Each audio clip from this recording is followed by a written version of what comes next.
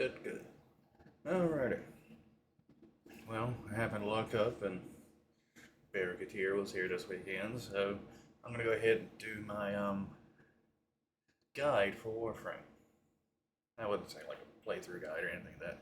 Just a guide to help people along. So it's more geared towards newer players so they can come to understand everything a little bit better.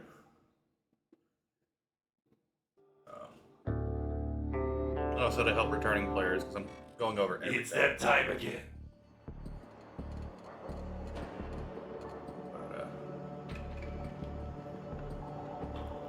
very much I'm just going to go fully in depth on everything. Should have a different Warframe equipped for that. Slight spoilers, but it is what it is. I also have been promoting it heavily, so can't be so spoiled. Okay. Get to that in a moment. But now I'm planning to go over the mod system. I know I've done a video previously about it. This is going to be more coherent, thought out. And then I'm going to go over basically, well, everything there is to know about Warframe, essentially. How to unlock certain things, where to get certain things from. I'm just explaining all the systems in a good amount of detail so people will understand. At least that's the goal. I might make it worse, I don't know. I do like to over-explain sometimes. But, yeah. Well, I guess without further ado, I'll go ahead and switch over to the screen.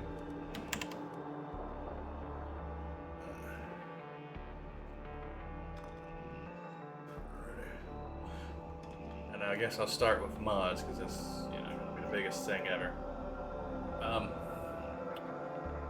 First, I'm going to go over acquisition of mods, because, the first thing to deal with is getting mods, let alone how to use them, but you get them. But you can acquire 4 mods from your daily login, and they are Primed Fury, Primed Vigor, Primed Sure-Footed, and what's the other one? I am blanking on it.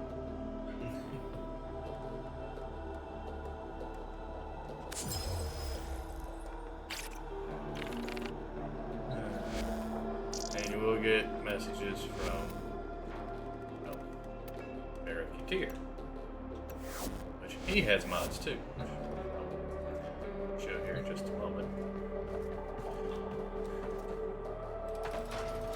Part of the whole session. Just to hide him away for a minute. But the main way of acquiring mods, anybody and everybody will acquire them for the most part, with the exception of some mods. Some mods can't be acquired. Is by defeating enemies. Like this crawler here drops Quick Draw mod, this Steel Fiber mod, Painted Corpus mod, Eagle Eye mod, and Milling Return. But to be able to upgrade your mods, you need Endo, which it drops 2 different stacks of Endo. A medium-sized stack and a large-sized stack. Which upgrading mods requires you to spend not only Endo, but also some credits.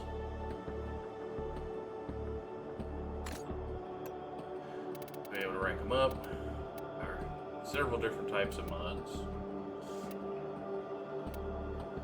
Or I should say several different ranks to mods. There's a common rank, which I call it kind of a brass or copper color. You got your uncommon mods, which are silver.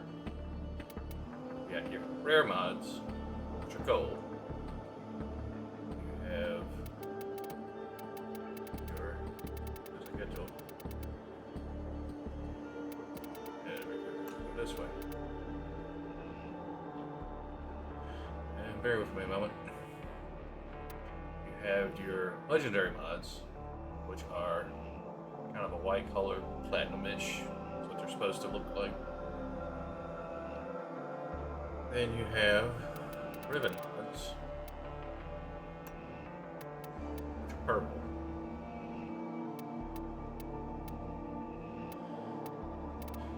I want to say there's one other type of mod. Oh yeah. There is the amalgam mods, which have their own unique border.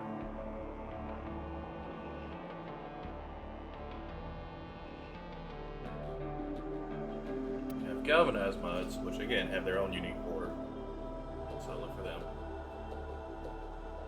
And they tend to be upgraded on the same scale as legendary mods.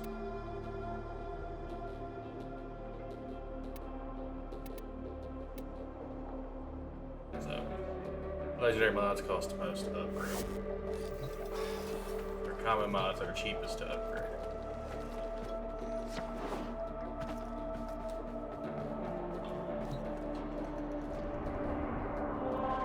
There is also corrupted mods that you get from running missions here on Deimos.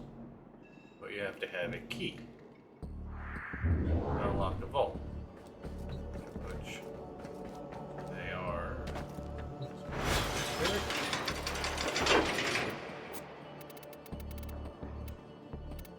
They are the dragon keys. Bleeding dragon reduces your health. Decaying dragon reduces your shields. Extinguished dragon reduces your damage. And then you have the hobbled dragon key, which reduces your speed. Which they're needed to unlock the vault. You need one of the 4 to unlock the vault each time. And it's a random one each time.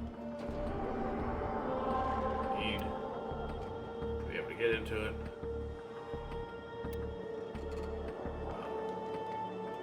Go here to the relay real quick.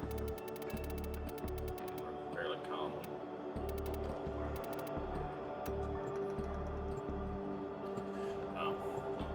Show you Barak here. He is a vendor that shows up every 2 weeks.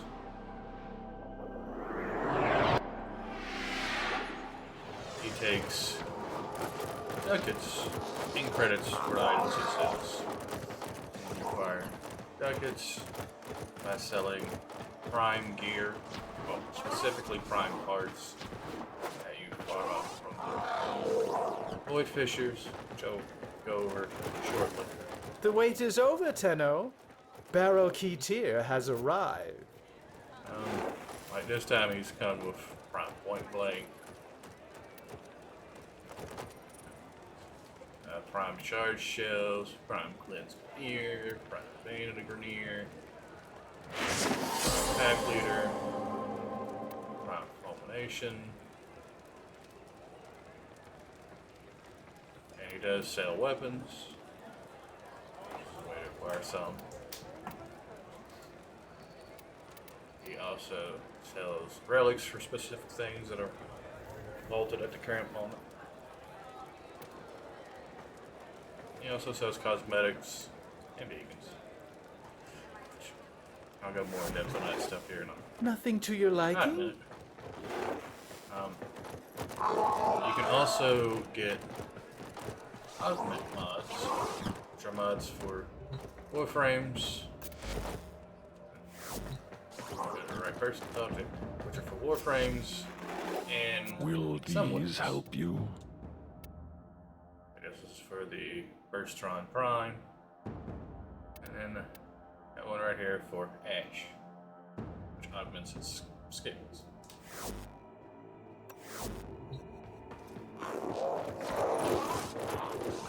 Now, there you can acquire mods vast majority of them are acquired from killing enemies and having a chance to drop it. That's the common way, that's the normal way. You also have where you can transmute a mod. I'll use for you as an example. It takes 4 unranked mods and it costs credits. Transmute them. You can see I put in 4 rares and I got a common. It's really not the best way to go.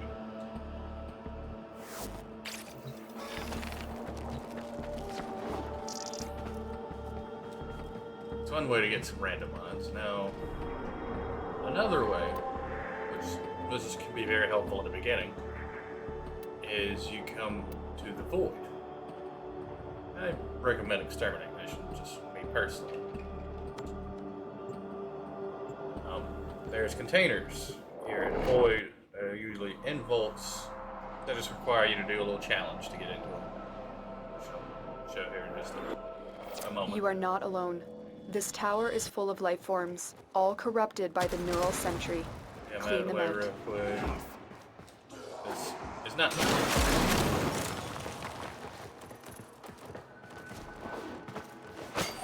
And don't ever forget to pick up stars. Explain in a moment why you should always pick up stars.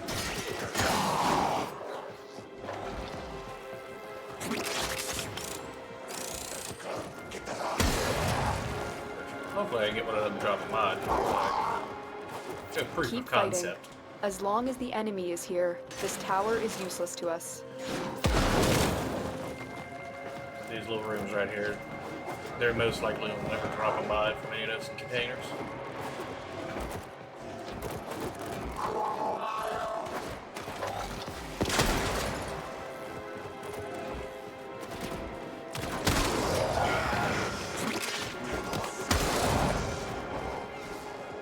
Alright, this works for an example.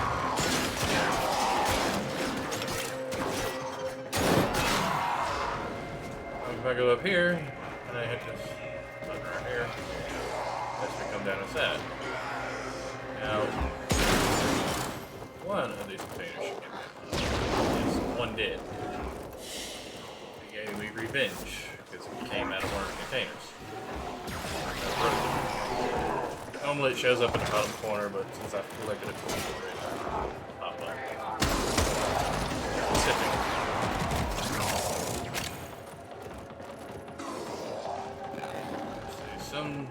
There are containers in the walls over here.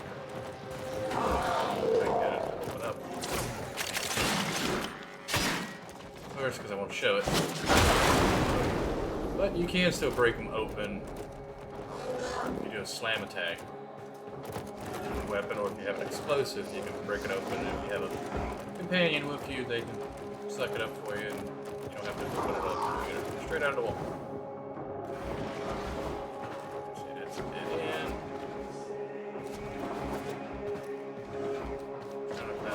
Trial rooms. Okay, here goes the trial room. Not necessarily one of the more difficult ones, but it's a trial room. This is material. Materials.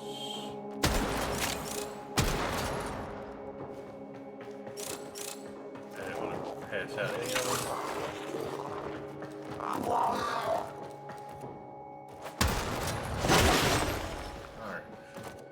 Go on to the next room. Hopefully I can get a nice little bolt room. So,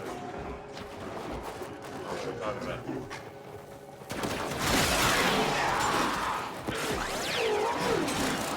Used to be a thing of those station machines. Used to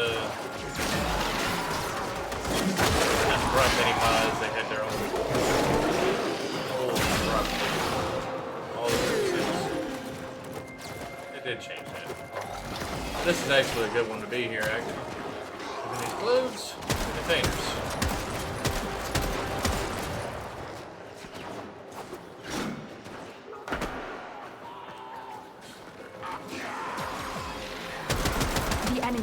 broken. Well done. Now get to extraction.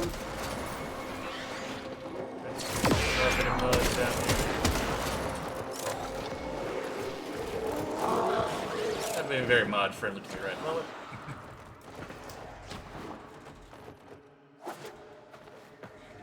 Let's see, let me check my rooms real quick. Let's away. You give me a little treasure hunt. Here we go. Now, I do know the containers in these windowsills do occasionally drop mods.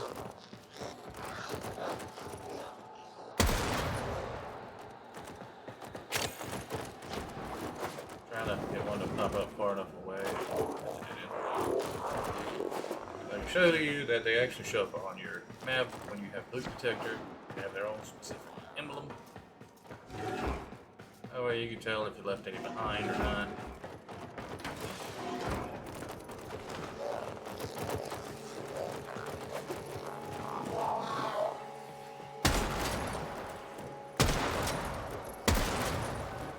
See? Alright. There on my map. Should be able to see there's a little mod icon beside the container icon. Name out of this container. Now the mods that come from that, there's a set list. I can't specifically say because I don't have the whole list.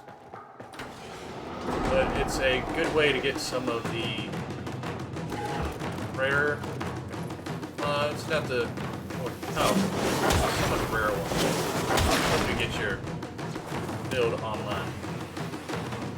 Or at least a beginner build anyways.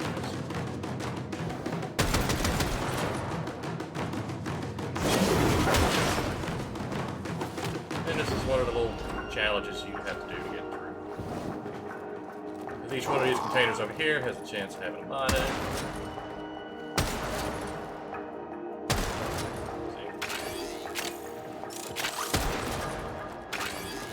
Two mods there. All these have a chance for mods in them. So there's at least 2, 3 mods right there. But this is a good way to get some mods. Get the void unlocked. If you're trying to find a mod, maybe it's a good idea to come run around here. Open containers up.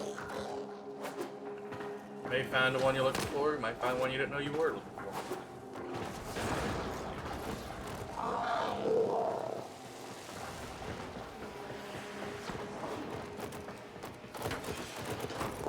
And I'll show here in a moment. You can also get mods from the open world areas.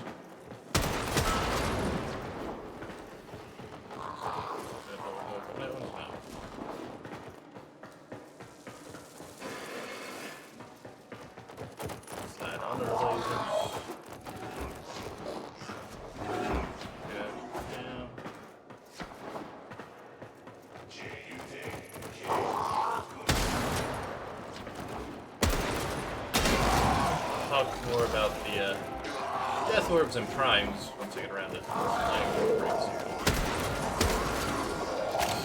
Warframe acquisition.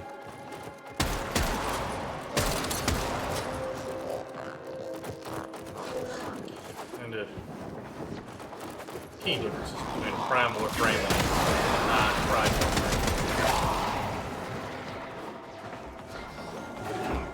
Other than one being shiny and another one not so shiny.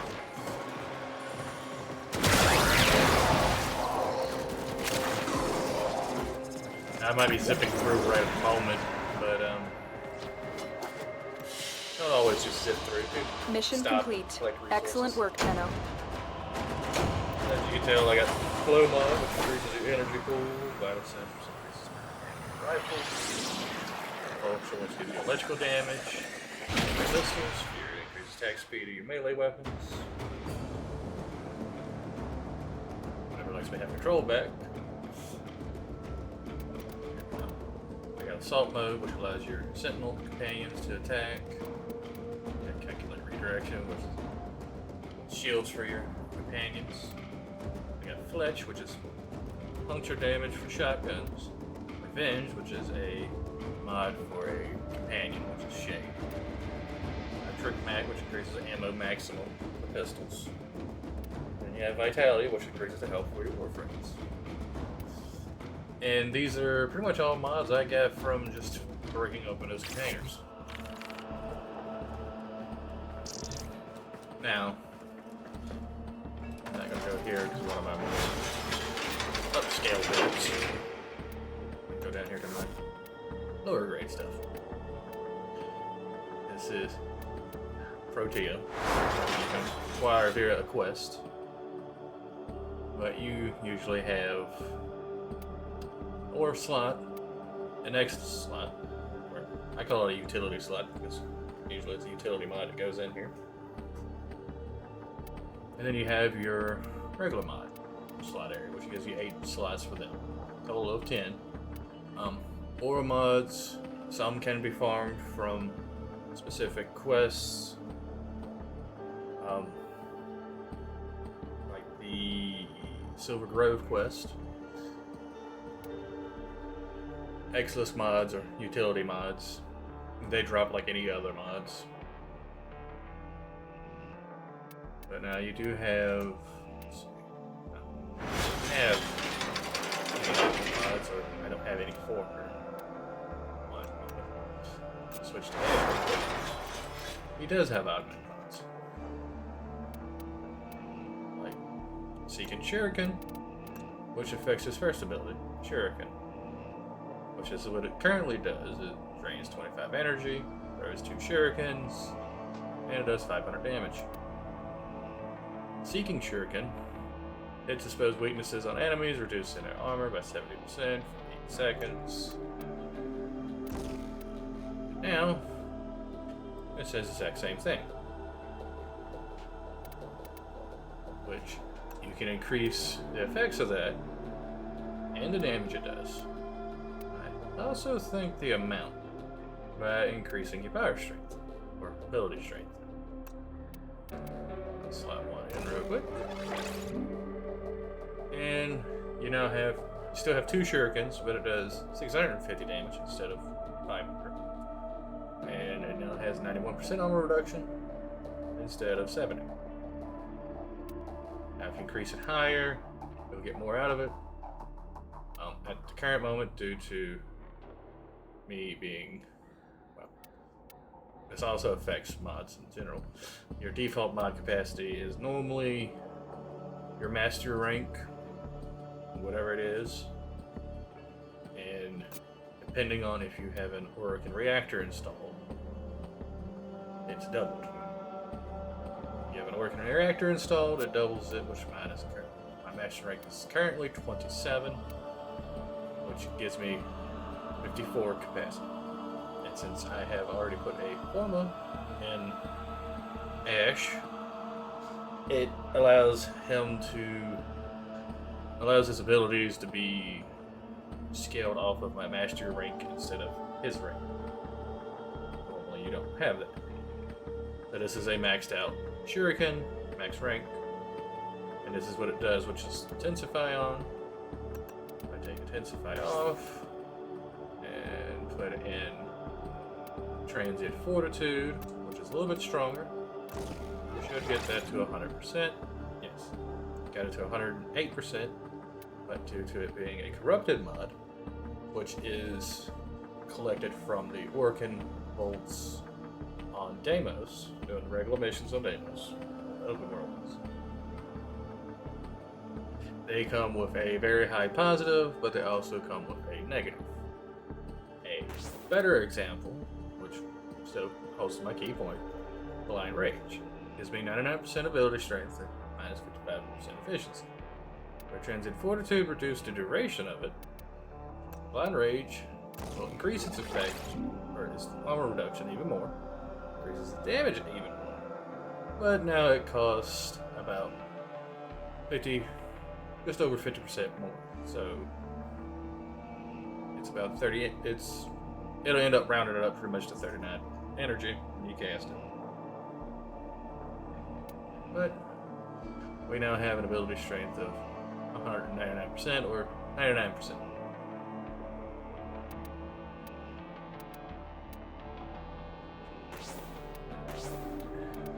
And also, you have what's called arcanes. They are a more, I'll say more mid-game focused. Because you gain the ability to start acquiring them a little bit easier. They're not necessary to make a Warframe work in the beginning, like mods are. You can go the whole game without an arcane for the longest time and really not see a need to have an arcane. Yes, they make it a whole lot better.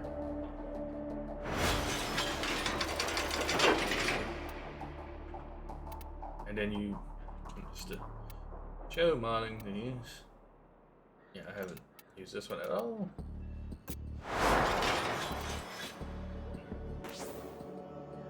Alright.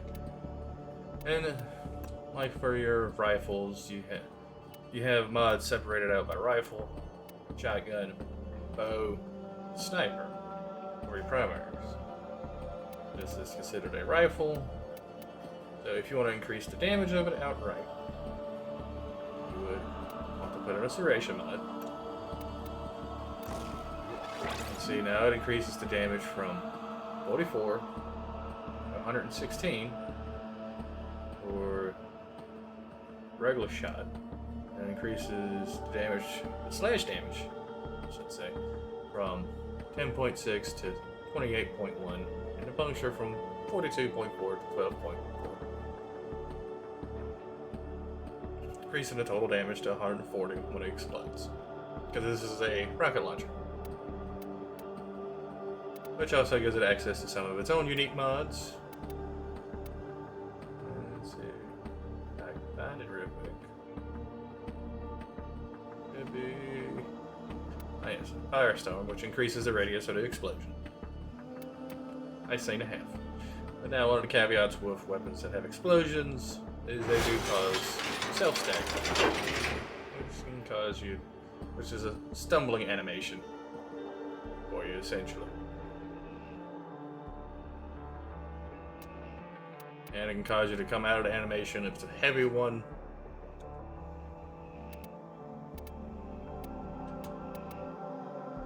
But you can mod to go against it, and so forth and so forth. Now to show a prime example. Let's see if we find one I haven't started using yet. Alright, it's Protea. I haven't used Protea Prime yet. She's rank 0. But she should have. So her mod capacity for a particular update that I don't remember, it would have been 0. But now it's my master rank, and if she has a reactor in her, which she does, which is this, it doubles my capacity, which brings it to 54. And since I have her equipped with an aura, this gives her an additional 14 capacity. Now, auras add capacity, where all other mods subtract from. That's why you would want to put a forma in, change the polarity of your mod slots to match a mod you want to put in. Like, say for instance, you want to mod for more ability strength, you mod in a Y, because when you put it in, it goes from being 11, which I can't even put in right now, because I don't have the capacity, unless I put it right here. Match it up to polarity, it cuts the cost in half, round it up. Since it was at 11, it rounds it up to reduce it by 5. But no, yeah, it reduces it by 5 because it considers it to be 12. Like this one right here would be, normally would be 12. If I had a slot with a D polarity, as I call it. I would put it in there and it would cut it in half.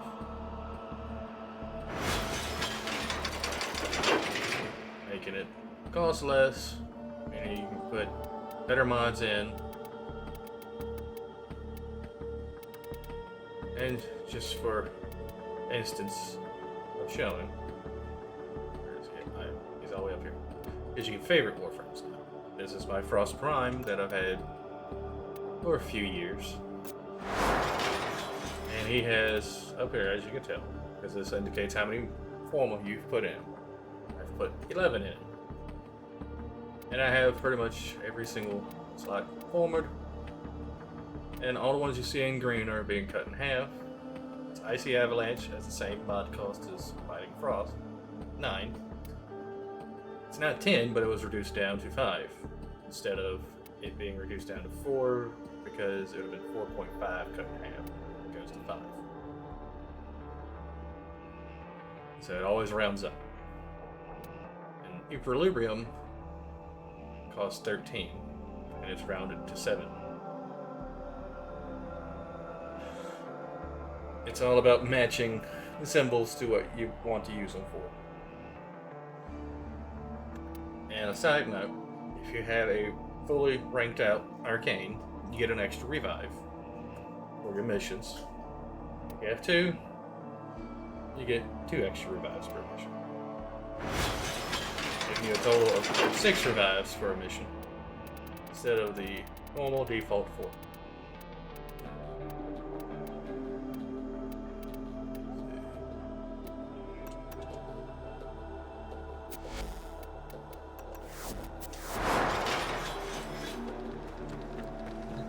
Now, as far as open worlds, the first one you'll come to will be Cetus. It has a night and day cycle. Which is self-explanatory. It's day for a certain amount of time, and it's night for a certain amount of time. It's usually day for, I think, 2 hours, and night for like an hour, or somewhere in that area. Now with them, once you've done them, you can load straight into them if you want. But they also give you access to vendors, which some sell specific mods for specific things.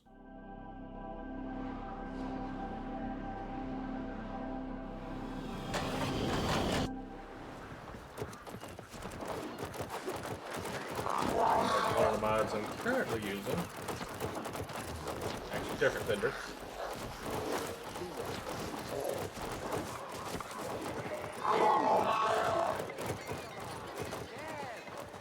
I We'll think sell room for mods aesthetics, for stealth. So, the business has given you his blessing. Here on the I am Eidolon, using one. what you call the plains, These are balance for is threatened. pretty much any Once companion. I would have tasked you with This is culling for out of control robotic populations companions, I should say. in order to support failing ones.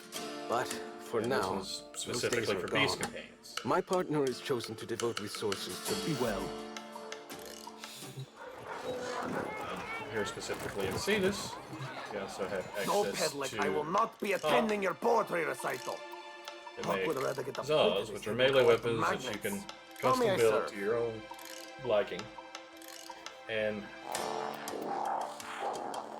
each one of these heads will give you master rank once you have fully ranked up them once and have gilded them. And once you rank Are them you all raising your again, pockets? You'll not find the equal of Huck's merchandise elsewhere. you can gain the experience for them. If your weapon is tested, then Huck shall gild it. But not before. I don't have one to gild right at the moment. But once you have them gilded, you can gain master rank Remember, for them. Huck has new specials You can also every day. customize their look at that point. I like those eyes. But flying weapons are fairly easy. You can usually buy a blueprint straight from the marketplace. So, when I get back. Now, this is something you may not immediately get to, We watch. but this is We Onco. anticipate. We So it's intercede. amps for your operator. Allow us to Parts roll improve your and cosmetics. efficiency. And arcanes. And it does sell the Cetus West once you get hired up with them. Was it ever thus? Ah,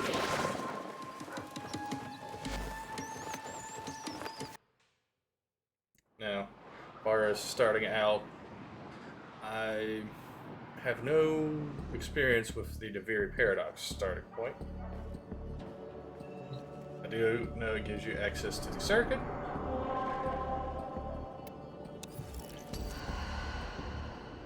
Once you've completed the story.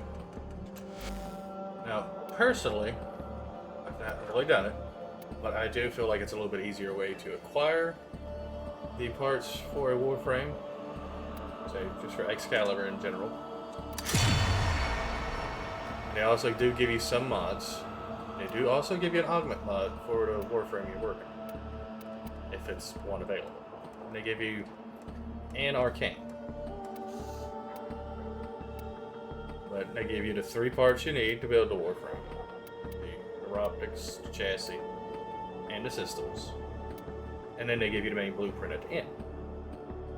Now, normally you would have to buy said blueprint marketplace. Find the right one here.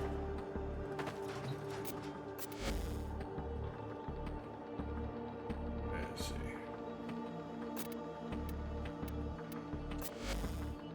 Move this real quick. Well, I'll use Excalibur as an example. I would have to buy his blueprint for 35,000. That would save you having to get together 35,000 credits to buy him. And also at the same time, you are gaining ranks or experience for your Warframe, ranking your Warframe up, and ranking up your weapons, which in turn helps you improve your master rank, which in turn gives you access to higher ranked stuff. And when it comes to weapons, one that I know right off the top of my head, I know the rank of a master blaster.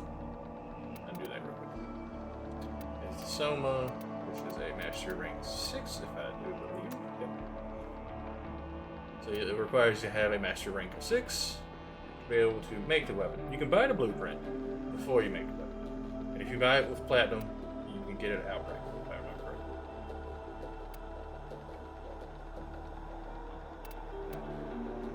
But it's a master rank 6 weapon. So you have to reach master rank 6, which I am currently setting at 27 myself. So I can essentially at my master rank use any weapon, any Warframe whatsoever in the game. There's at this master rank, there's nothing off limits to me whatsoever. Also, something to talk about with the marketplace. You can come in here, you can buy equipment. Let's see. Yeah, this is what I'm looking for. Never, ever, I mean never, spend your platinum on a relic pack. You should never be doing this. This is a waste of your platinum. You can use it for so many better things. Like getting... Let's see if I can find it. Nexus adapters for your gear. Getting lenses once you unlock the focus system. You can get working reactors, which double the capacity of your Warframes and your companions and your Archwings. Or you can get an working catalyst, which doubles the capacity of your weapons and your companion weapons.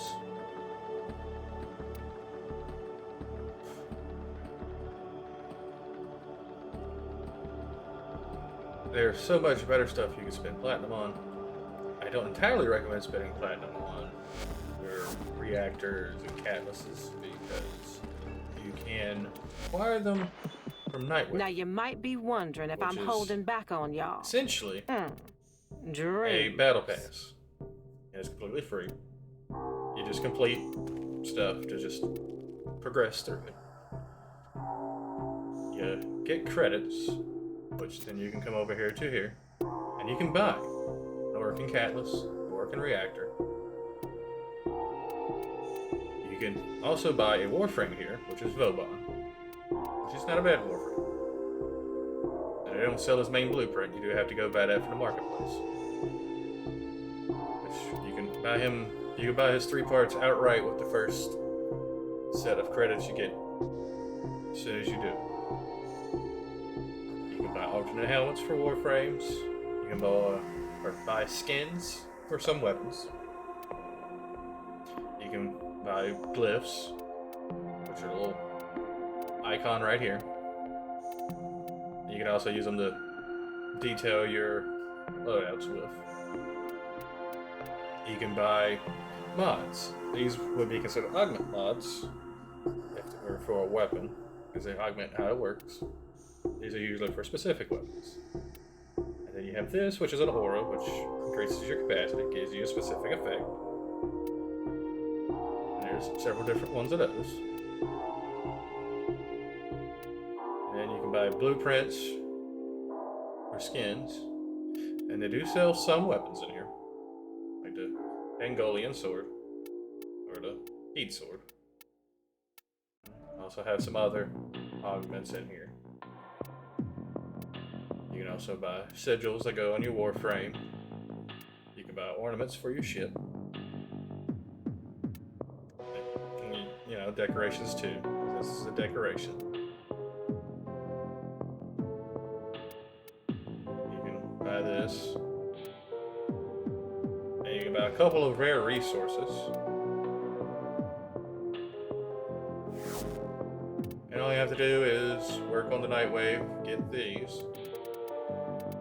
And along the way, you get weapon slots, which they just recently increased the starting amount for weapon slots and Warframe slots. You get cosmetics for your operator. You can get specialty stuff like specters for the stalker, weapon skins, different emotes. This is a melee ribbon mod.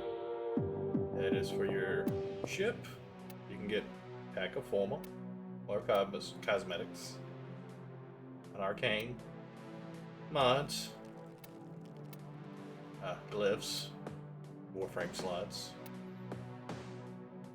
accessories for your Warframes. This is a stance formal. And you see each one of these is 50 credits after the first one being 150. More cosmetics, a different ship for you to have. Mods, forma, a decoration for your ship, more cosmetics, a very rare forma, and more cosmetics. And once you hit 30, you can pretty much do what's considered prestiging, and you can just keep going, and you just keep getting more credits. I think it's either 25 credits per one, if I remember correctly. It's been a while since I've fully completed the Nightwave and kept going. But you have missions where do magnetic damage, which is for your weapons. You just create magnetic damage on a weapon if it does not already have it. Is you put in a mod that does cold damage and a mod that does electric damage, and you make magnetic. And then with gas, actually this is very convenient.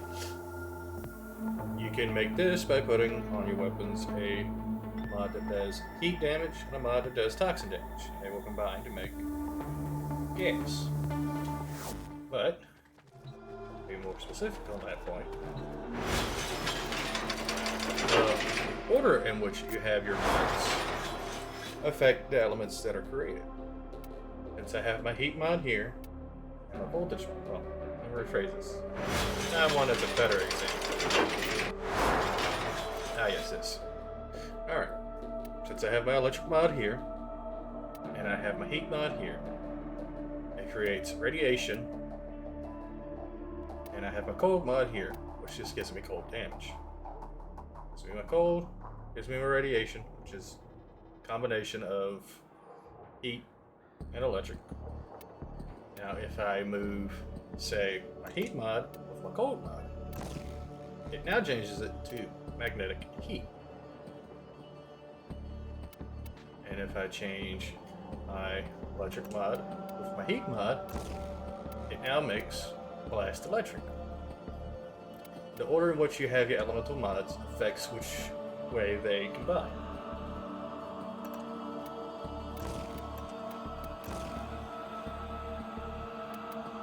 And with these up here, I already have pre-done loadout configurations. You normally start with 3 configurations. You can spend 10 platinum to increase your configuration pool. I only recommend that with weapons you plan to keep, ones you plan to use for an extended period of time. And I recommend the same thing with putting in a catalyst or reactor or lenses. And being honest, former two, because it can be a waste. If you do not plan to keep that weapon, if you plan to just use it and toss it for the master ring, a lot of people do, then do not waste putting in an working catalyst into it, or anything else into it. Just build it, and if you need to get the master ring from it, rank it out, and then use it to make either another weapon. Some require other weapons. For example, should have one in here. Yes, the Dark Split Sword requires the dual sconces. And then, if you just use the dual sconces and you have the blueprint for this and the required material, you can use them. Once you get done using them, I wouldn't worry about putting a catalyst in them. You can turn around and make the Dark Split Sword, which isn't used to be made for anything else. Now, you do have some that are required to make multiple different weapons. Or, more specifically, you have a string of weapons, which I currently do not have any shown, but I do have their completed forms. Bear with me one moment. The Jagar. They need the, find it real quick, Bolto to be made, so they can be made. But to make Bolto, you need to make the Bolto itself, which is just one gun. And to make the Bolto, you need, let's find it real quick. You need the Lado, which that's not its default skin, but you need the Lado. So you can buy the Lados outright, so you don't have to worry about build time with them, because they do not sell the blueprint for them. I think they're 1,000 in the marketplace. Could be wrong, could be 10,000. They're not very expensive. But you buy these, use them, buy the blueprint for the Bolto. Use the Bolto, which granted is a Master Rank 7 weapon, so it might be a while. Which you can also start with the Lado as a starting weapon. But you can use the Lado you start with, make the Bolto. Buy another. Once you have maxed the Bolto out, you can go ahead and buy another Lado. Have that building after you've collected this one. And it just sits there in the boundary. And once you've ranked out the Bolto, you can then claim the other one, make the Act Bolto, use the Act Bolto. Now, if I remember correctly, the Act Jagara require the dual sconces to make. So, while you are using the Act Bolto, you can buy a dual scana blueprint, build them, and once you get done that, or you can build the dual scanas and use them with the Act Boltos, so when you get done with both, you can turn around, use both, make the Act Jagar, and once you get done with the Act Jagar, if you want to keep them, keep them. If you want to toss them, toss them. But have stuff like this for making weapons. It's usually, sometimes there's a nice long daisy train of you need this one weapon to make another weapon. Now, essentially acquiring weapons, for the most part, you can just come over here, come to the marketplace, just go to weapons. You can either narrow it down by primary weapons, secondary weapons, melee weapons. You can also buy arc wing weapons. for your Archwing. So you can also buy Archwings here, but these are only platinum based right here. Which leads me into my next thing, which yes, you can also buy Necromechs, which are simplest way of putting it. They are the predecessors to Warframes. You can buy completed ones here, or you can go farm them from, or you can work on getting the blueprints and everything necessary for them in Deimos. But before that, acquiring Warframes, the basic thing you're going to do. You can acquire Warframe blueprints from running bounties on open world planets.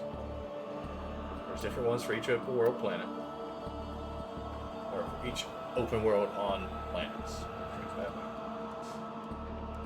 And then you can come to the assassination mission on the planet.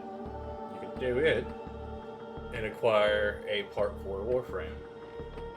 You may get lucky and you might get all three in one go. This also right here is another way to get mods, and this is how you get your first companion in the game.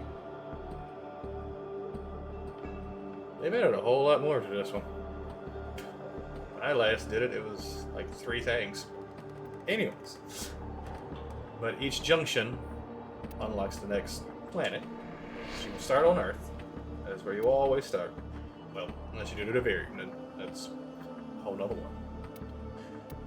But the assassinations on different planets reward you with different Warframes.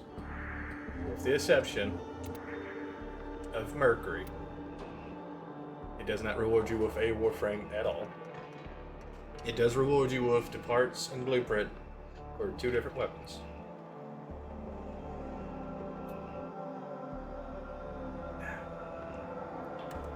They're not bad for the very beginning, but they do drop off fairly quick mid-game.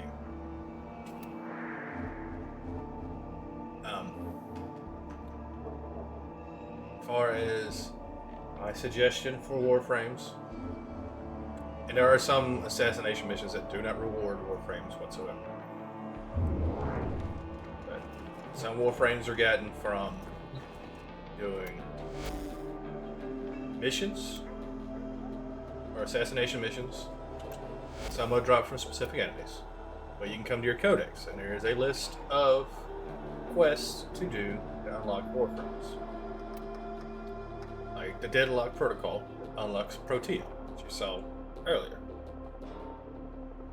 And you can just do these, complete the quests, you unlock either the full Warframe, like with the Limbo Theorem. They give you all 3 of his parts and his main blueprint, so you can fully create Limbo. Silver Grove gives you the main blueprint for Titania. Sands of Inaros gives you the blueprints for all 3 of his pieces and his main. And so forth and so forth. And then you have side quests that unlock specific things. Like this unlocks your Kubro, so your dog companion. A Man of Few Words basically unlocks your Exilus slot, gives you access to your first Warframe Exilus adapter.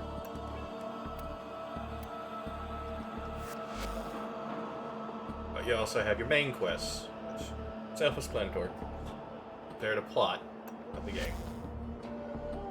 And you, as far as companions, you have Kavats, which are cats. You have Hounds, which are robotic dogs. You have Sentinels, which basically float over your shoulder. They'll attack anything that gets close enough to you. You have the Helmless Charger, which is basically an infected dog.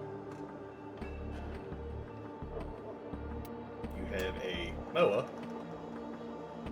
which is basically I guess one way you could say it's a robotic chicken. It's 2-legged, long legs. I don't want to say an ostrich, but it's also an enemy you come across while playing. but you get to have one of your own. This is more of the true infested dog. Looks more like the dogs than it does the others. And this would be the equivalent of an infested cat. Which you acquire these two from Deimos's open world. You acquire this from a vendor in the open world of Venus. And then Sentinels you can acquire either from the marketplace or the dojo. And this one does come from a vendor, this one right here. And this one can be gotten from the marketplace or from completing the junction.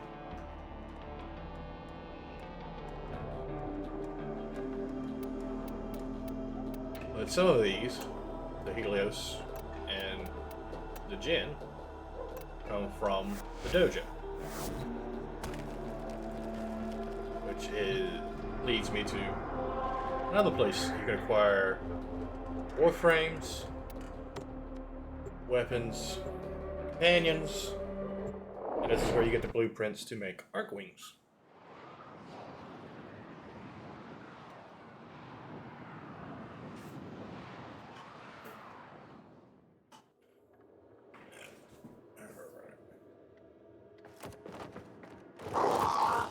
Let me fast travel. It's the easier way to get around. I'll go to the Tenno Lab first. Alright, this is the Tenno Lab. And it has to be built into a dojo, which is where clans are. You can either start one yourself, do a solo one, or you can see who's recruiting and join one. Just look for one who suits your playstyle and needs. And here you can acquire new weapons. You can acquire upgrades for your ship. This allows you to create arc wing launcher segments, which are great for the free roaming areas.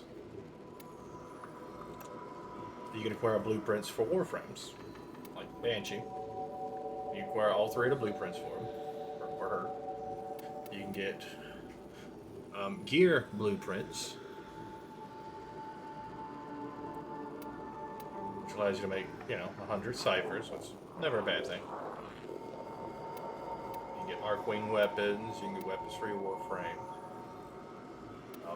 And the Tenno Lab specifically is where you get Arcwings from, outside of your starting one. If you do not want to buy them with platinum, which I don't recommend too much buying them with platinum. If you join a clan, they most likely have the research already done, but they're fairly far along. This is my second clan I've built. They had 2 different accounts. And also this is purely just for the dojo itself. You can get different colors to customize the color of the dojo. And you can get different backgrounds for what you can see out the windows of the dojo. And there's several different labs. Like this is the Oregon lab, which gives you access to find the right kiosk. Essentially the 4 dragon keys, which allow you to get into the derelict vaults, or the Oregon vaults in the Deimos missions. There we go. I'll get it right here in a moment.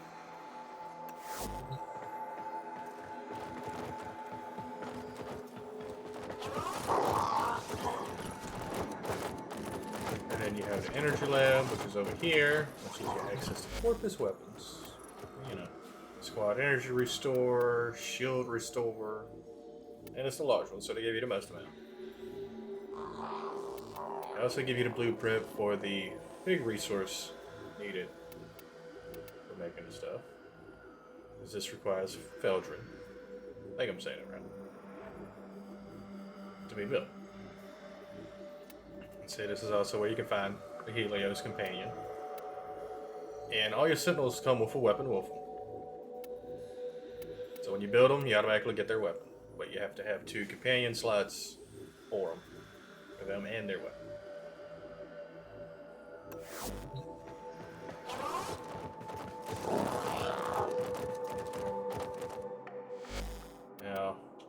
This is also where you have your railjack at, which is a wholly separate thing from everything else. You can have weapons research for it and everything like that, armor, engines, and reactors. And they have, you can equip it with different weapons and engines, armor, and shield generators. You have what's called the plexus, which is what holds your mods for you specific. So you get in a group. When you're attached to the ship in some capacity, or if you're in the ship, your aura mod affects the ship at all times. But say you're paddling, you'll get, for me, I'll get my speed boost. I'll get, I can boost speed, or increases my boost speed, and this increases my regular speed. This allows me to use ordnances more, so forth and so forth. But they have skills for you to upgrade. I unlock different abilities for you, and so forth. I'm not going to go in depth on them. This is probably over the head of most of you. And it's also good to learn and experiment with them. You can also hire a crew of your own. You can have one that's on call that you can summon in anytime you need one. And you can also customize the way your ship looks. Inside and out. Or outside and in.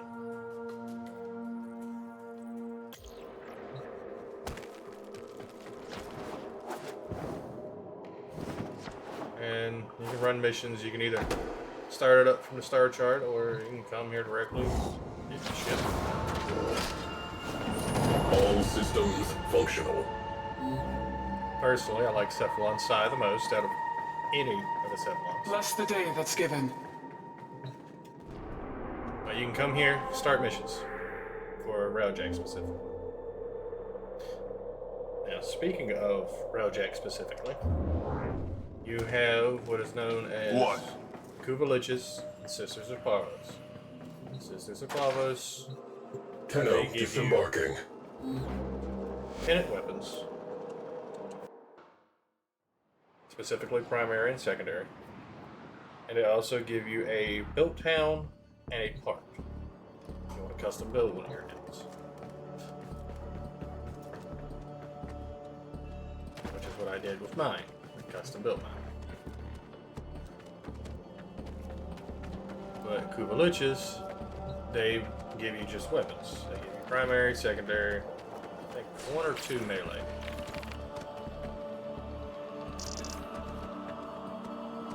But to finish the fight with them, you have to go and do a Railjack mission. I do recommend, if you're going to be going after Kuvaliches and Sisters of Plavos, because once you complete the Deadlock Protocol, I do believe that's when you unlock the Sisters of Plavos as well. I think.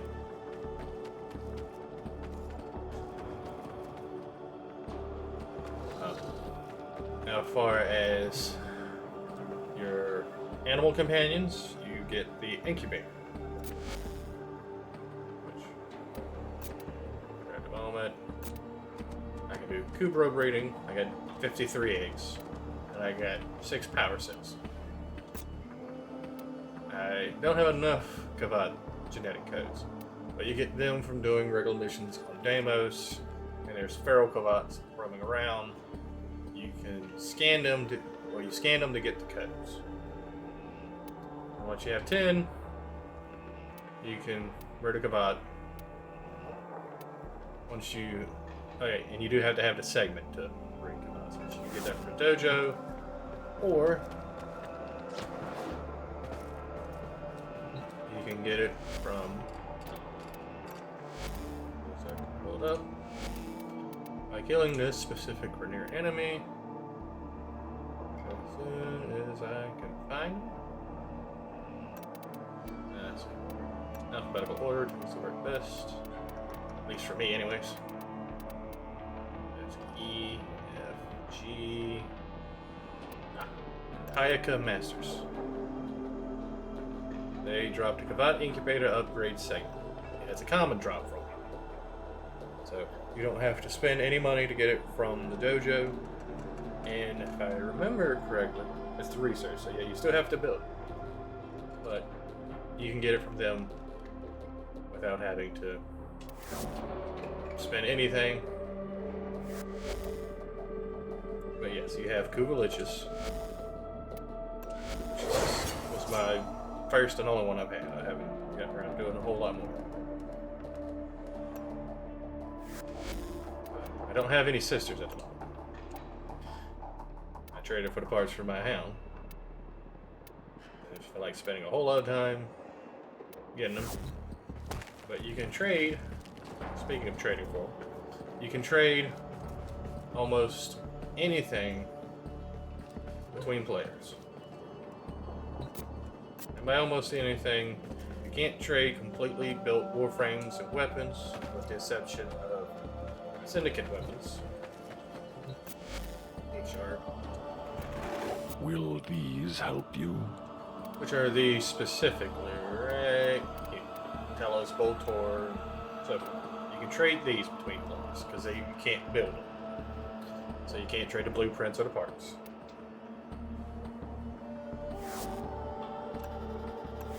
But any and all other weapons, with the exception of just the marketplace weapons, those you can acquire on your own. But prime weapons specifically, and prime warframes can be traded in their non-built state. In other words, you can trade the blueprints of them, you can trade the parts for weapons.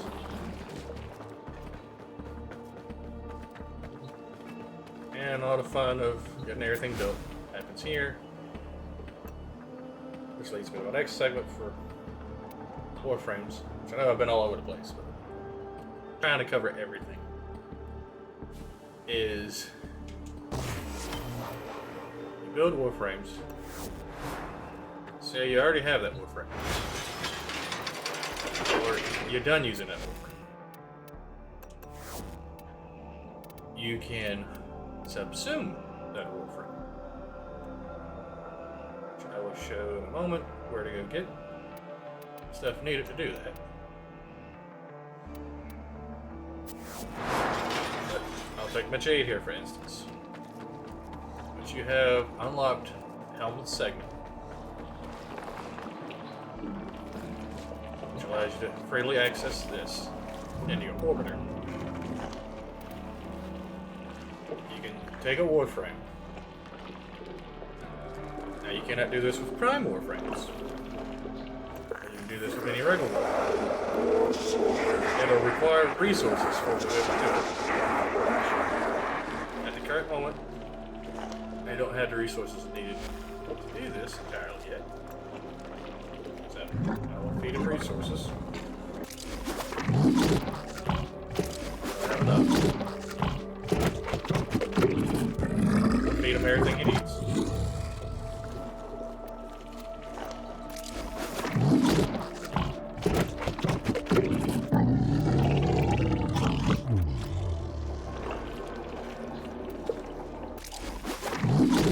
Give him a pine cone.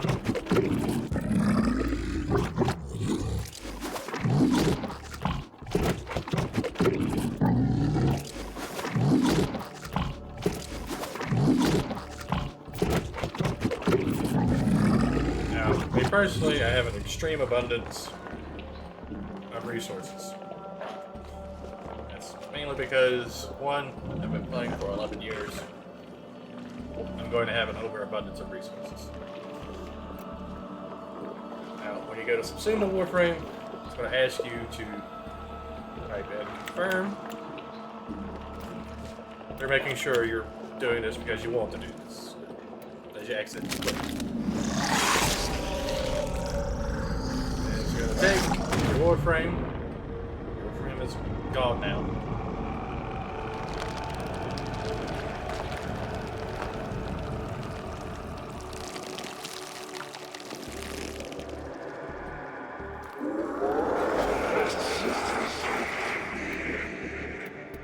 I always like this for some reason, but yeah.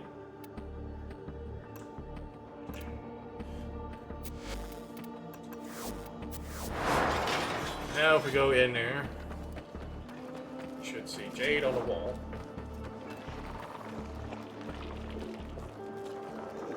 Look. There she is. When she has been consumed, she'll turn into a flower like the rest of these. Each one of these is a different Warframe that's been consumed.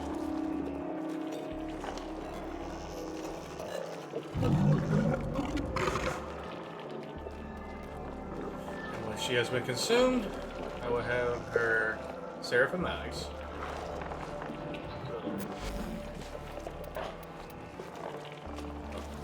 Oafen eyes. So I'll be able to put this ability on different Warframes.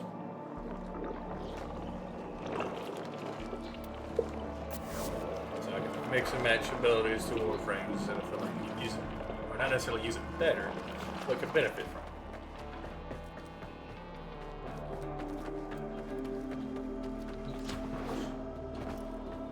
I guess now would be the right time to go to Deimos. You go to Deimos, and you go to the Necrolis, which you unlock this by doing a quest.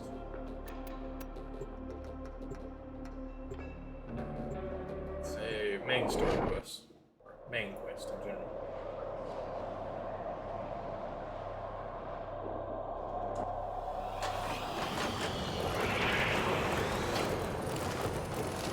Go over here to Sun.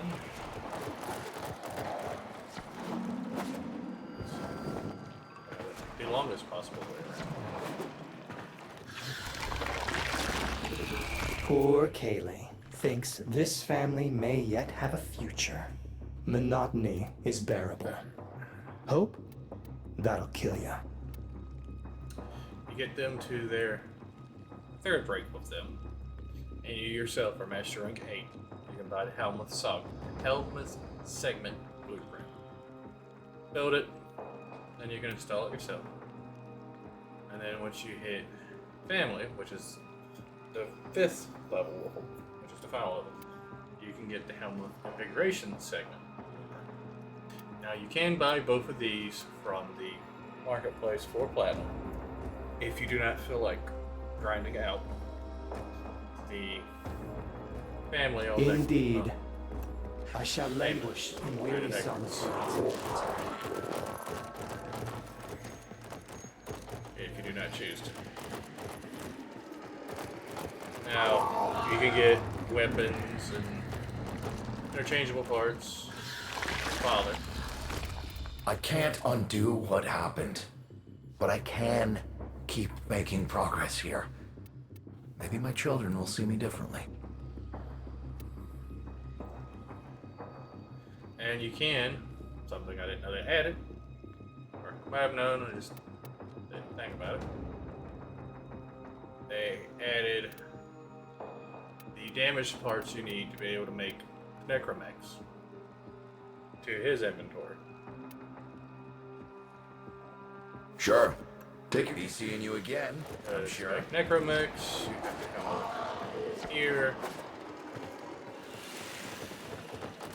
And work on the Necroloid. I must ask that you keep our Syndicate. dealings a secret from Mother. Are you interested in a business exchange? Once you hit the first rank, you unlock these, so you can build it. The Void Rig.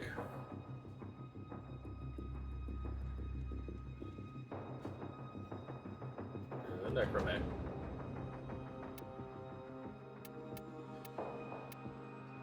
And he does sell some of the Necromech mods.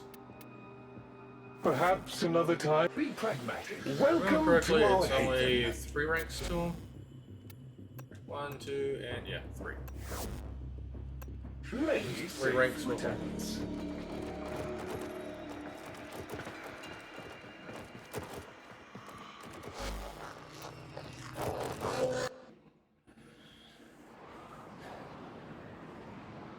But The necromechs are modded just the same as Warframes and everything else. So, just a moment. Over here on the vehicles. This is where you mod your Arcwing.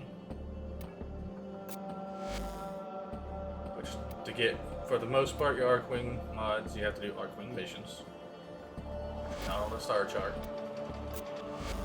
And most of your Arc gun mods are found in the star chart and Arcwing missions. This one can be bought from Barrow Katir, a few others. But some are gotten from doing bounties or killing specific enemies on the Venus free roaming planet, or Venus free roaming Earth. And then you have your Arc melee mods for your Arc melee weapon. Modded the same way. Now, necromechs, both of them, work the exact same way with this. They go to rank 40.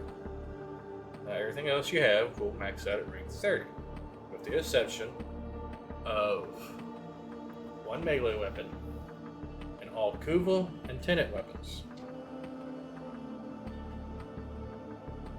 The Void Rig and Bone Widow, they go to rank 40. Now, to get them to go to rank 40, this applies to the weapons as well, you have to put 5 former in them. And each time you put a former in them, they go up 2 levels, capping out at 40. Once you hit 40, or once you put the 5th one in there and you get up to 40, the 6th one won't make it go to 42.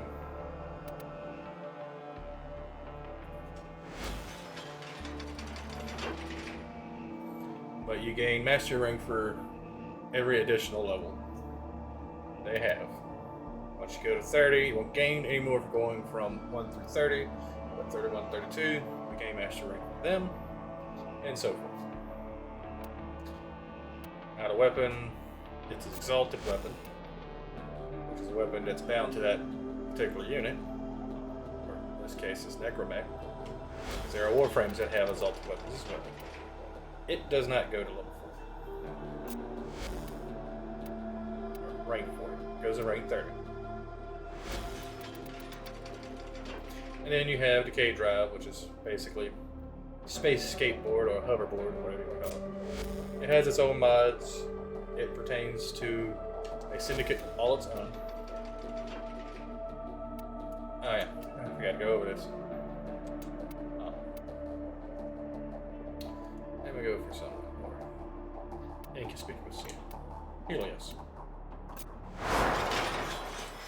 Huh. This kind of works out perfect, to be honest. Alright. When you're modding your companions, specifically, I might as well touch on this while I'm in the arsenal. The order in which you have your mods affects which order they activate the precept mods. Which precept mods are indicated by this marker, which is for precepts. So anything under this tab is something they will activate.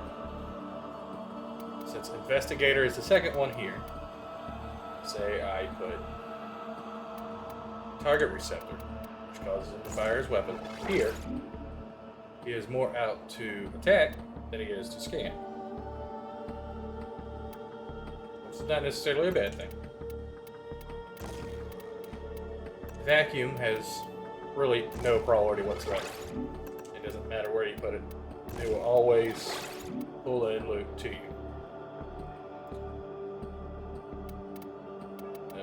There's nothing that will ever change that.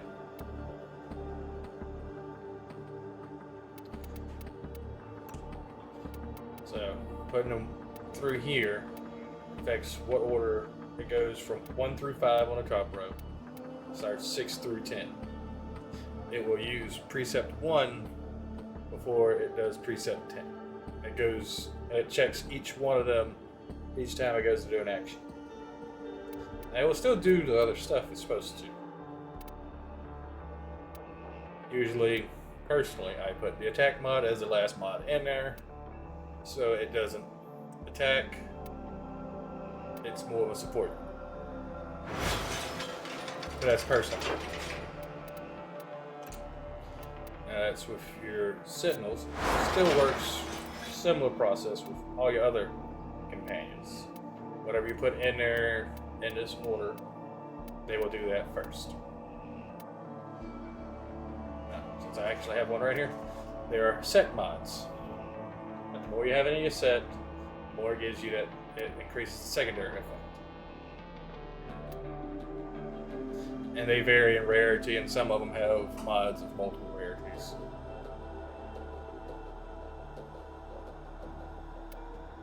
But like the ability right here, I have that as his first one, so he'll constantly do it. But now, unlike your Sentinel companions that require an attack mod, or a mod that makes them attack, your Hound, Moa, and any of your beast companions will attack on their own. They do not require a mod for them to attack. Only the Sentinels require a mod for them to attack. So, in some sense, it makes these a lot better, or a lot easier to mod for than Sentinels. As you don't have to worry about squeezing in an attack mod if you want them to attack. Now, if you don't want them to attack, like my carrier, I have one that's set up for attacking. And I just have one set up for them to be there, just pick up stuff, give me more ammo, and just all-around support. They do no combat whatsoever. Then yeah, you can have one set up that way, and all they do is just sit there on your shoulder, bringing in materials. And if you go with the carrier, you can have it convert ammo for you and increase your ammo pool. And have it healing you and restoring your shields. All that. And mods for any of this stuff is gathered from killing enemies, with the exception of preset mods. They come with the unit themselves. Now with Sentinels and some of the and the Beast Companions, they have some preset mods that are solely to that specific one. I'll use the carrier as an example again. The carrier specifically has ammo case. It can only be equipped to carrier. I don't know if I have the other one. Yeah, I don't have loot shooter, but it has ammo case, and it's the only one I can equip it. And also from years past, all Sentinels used to have their own attack mod. They changed it to a universal one, which is much better. But this also would be specifically just for carrier. And vacuum, since it has carrier on it, actually used to be specifically just for the carrier. They made it a universal one because everybody used the carrier all the time. Only companion anybody would ever use. Just to break up the monotony of everybody, they made it universal to all the robotic companions. And they even made one for beast pets. I can find it.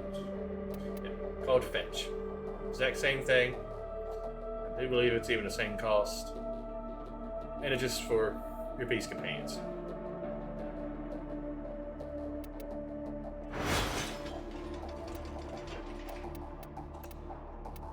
Since the Hound is robotic, it has access to tank. So forth and so forth. Now, something they recently did is they made it where the beast companions have their own separate weapons now, their claws. Because you used to have to mod in for them for their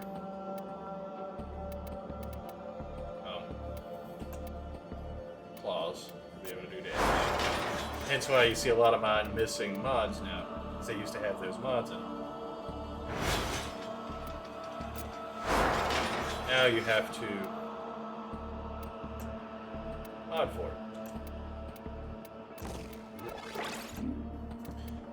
because Maul used to be specifically, or all these used to be on your pet in the first place.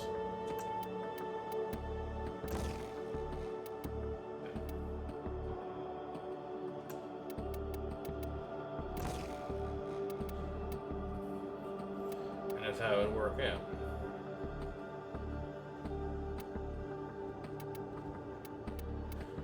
But they also now added mods that do elemental damage and everything like that. So I'm missing a good few to be able to have it where it needs to be at.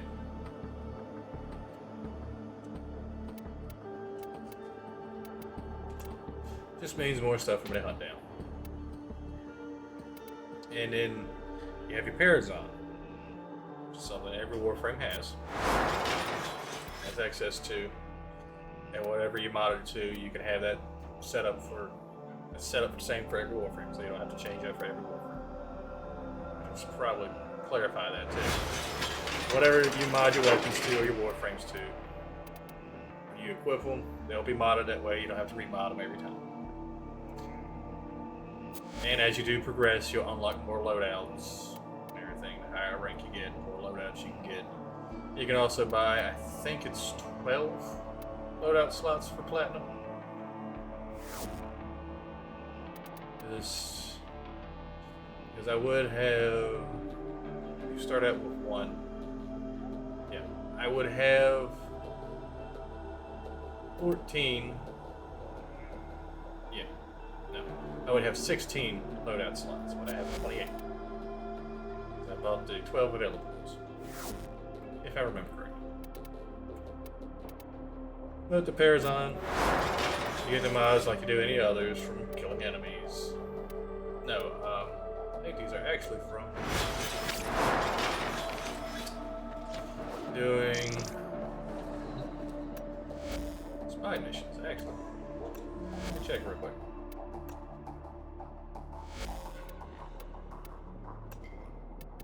Parazon. Ooh, I'm missing some. Alright, that's dropped from a boss. These dropped from a specific mission, which I didn't believe that. Yeah, this is dropped from a boss. And yep, that's dropped from a boss. This is, yeah, these are spy missions if I remember correctly.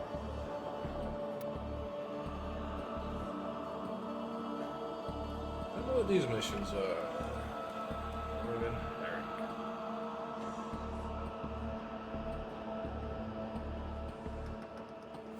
Let's see, what is Warframe?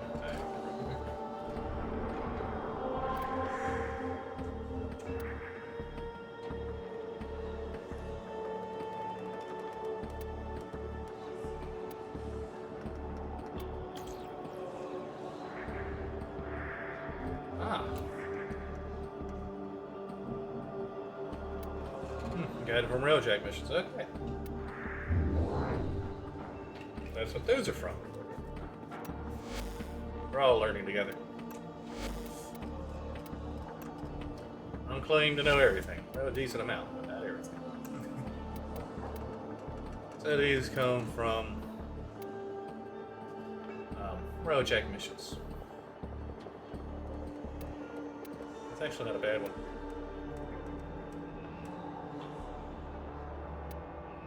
Let's see, next ability cast after Mercy Kill gains plus 50% ability strength. Not bad. Mercy Kill reduces companions' recovery. Also not a bad one. With Mercy, speed up Mercy Kills. Speed up Mercy Kills increases 50%. Again, not a bad one. Yeah.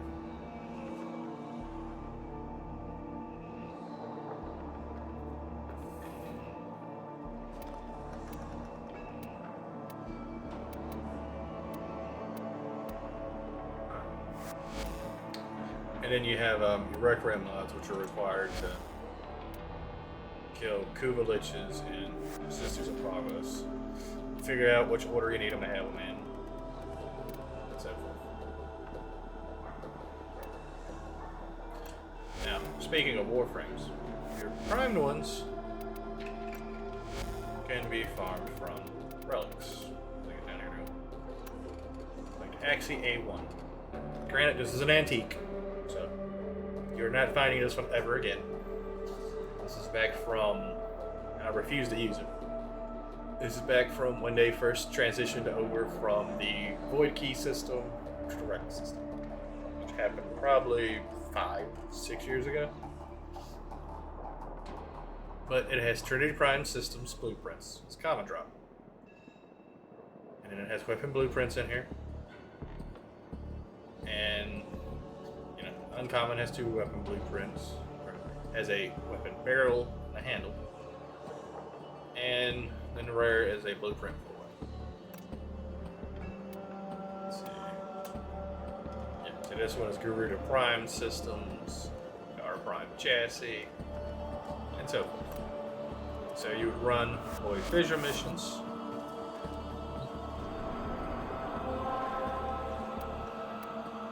Void Fissure or Void Storm. Your preference. You choose Relic. Sure, I go with this one. You can upgrade it if you have the Void Traces required. Which, this goes back to Master Rank. The higher your Master Rank, the higher your pool is for this. And the higher your Master Rank also affects how much daily standing you can get. Everything. So your syndicates, which I'll get to that in a minute. I'll show you a Void Fissure mission. They come in all different types of mission types. Personally, I prefer Exterminate. There is a large You can't platoon do of these Premier missions Marines and not stationed get here. enough Leave no one standing. reacted to be able to open up. Relic.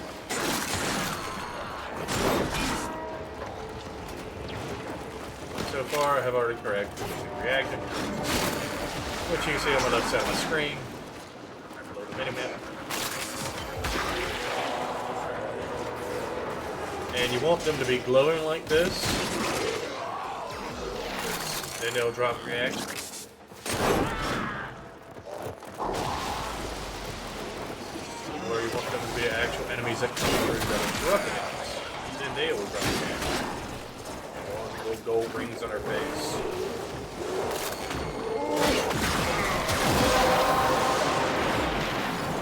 You have collected enough reactant to open your relic. See, once you get enough, you also get a little effect, I think. Secondary. Gives you they give you different dose bonuses. You're going for primary to gives you unlimited ammo for your primary, and ammo for your secondary. For melee, it increases your damage, I think reach.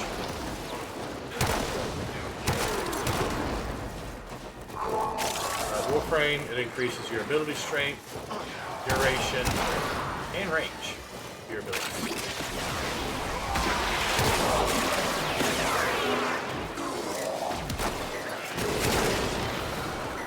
And you can also get weapon blueprints from enemies. Speaking of also mission things, there are little things you can scan in missions.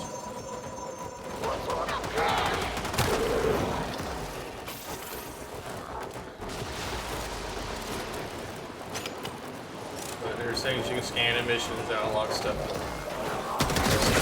Unlocks pictures and information about characters. You can unlock music. You can unlock Warframes to use in a fighting minigame. Yes, there's minigames in here that you can specifically do yourself if you want. You wait on stuff to build or want to do it. Build time. Yeah. There are, I think now there's 9 minigames. I think 5. Now, what I just did there normally would cause me to stagger. A lot of some stagger. But due to me having prime short footage, I have no stagger whatsoever. And even my regular little shots cause stagger. Explode.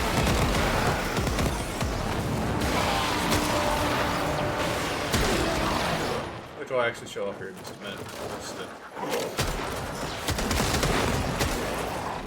show what I'm talking about.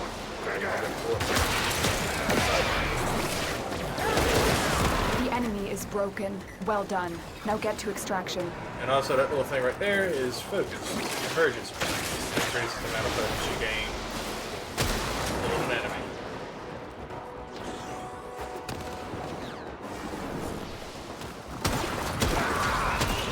You have 5 schools of focus.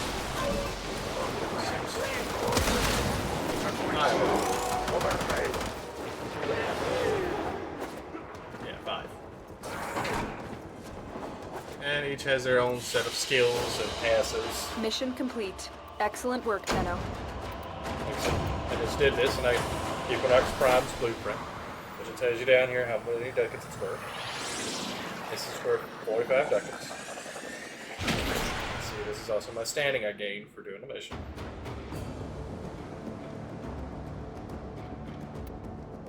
This is between these two right here. This is a cumulative for my daily standing. Or at least my syndicate's out right. That I pledge loyalty to. And opening a relic, you also gain void traces. That you can improve a relic again. But that's a way you can get prime Warframes. Now, one of the key differences between prime Warframes is prime Warframes and prime weapons engine. But just to give an example, because, well, one, my favorite Warframe anyways, is Frost. You have regular Frost. 270 health, 455 shields, 315 armor, 100 energy, sprint speed of 0.95. Frost Prime, 270 health, 550 shields, 315 armor, 100 energy, and 0.95 sprint speed. His increase, his increase was his shields. They increased the stat, some multiple stats. Like with Rhino. So find him down here. There he goes. You have regular Rhino, 270 health, 455 shields, 240 armor, 100 energy, 0.95 sprint speed. Rhino Prime. Through all this.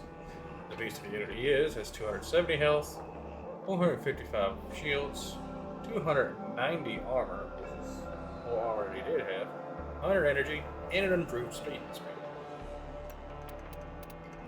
So he gained 50 armor and 0.05 in sprint speed, which makes a world of difference. And correctly, more shields. Oh, same shields. But he got an armor buff and a sprint speed buff. And you have ones like Siren, who have 365 health, 270 shields, 40 armor, 175 energy, 95 sprint speed. And then you just have them have an increase all the way across the board. Keeps the same health. I think shields went up a little bit, armor went up, energy pool went up, and sprint speed went up. Health stayed the same and shield stayed the same. Yeah. So armor, energy, and sprint speed went up. And it all also gained extra polarities for when you're modding them. And they cosmetically look different. But also, let's see, objects.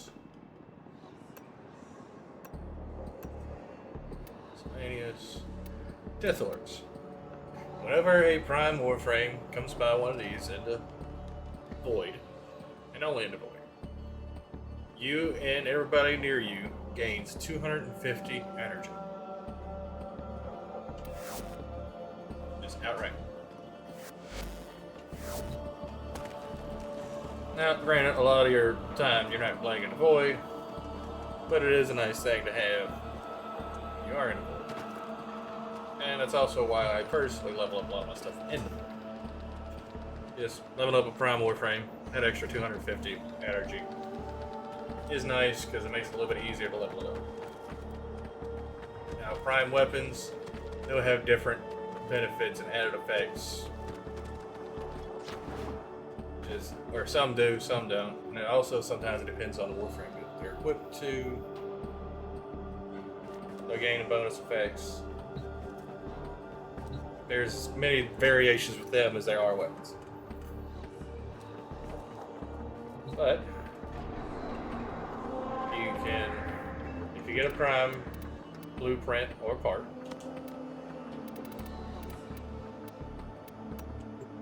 say you already have that Warframe, Equinox Prime.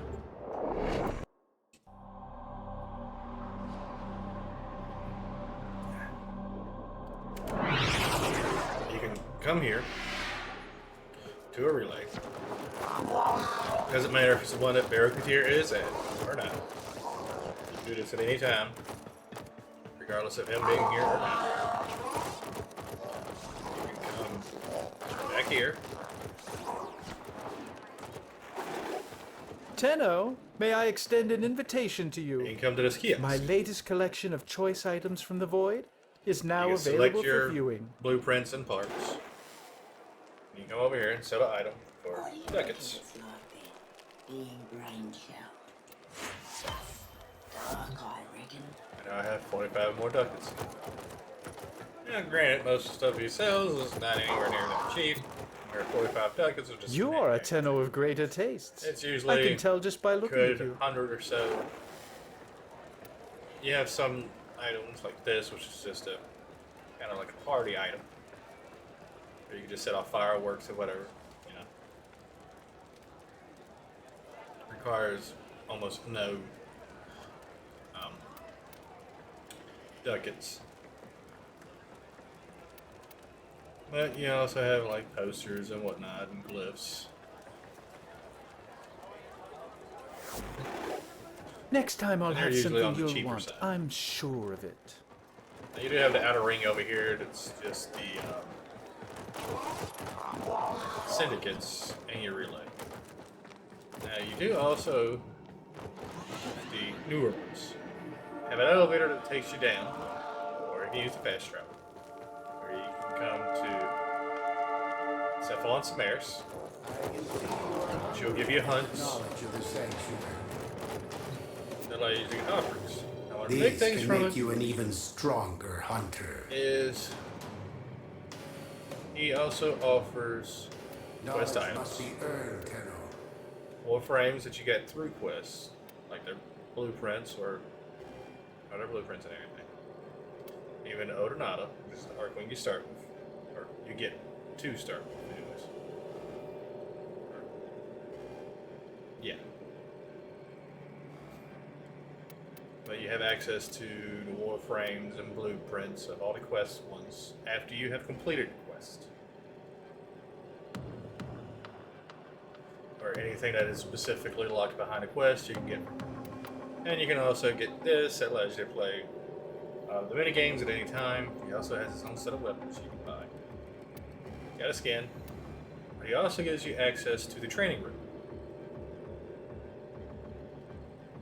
which is one of the best things in the world. But now this is a piece of advice I recommend for any and all new players. Flat out, do this as soon as you can, as fast as you can, early as you can.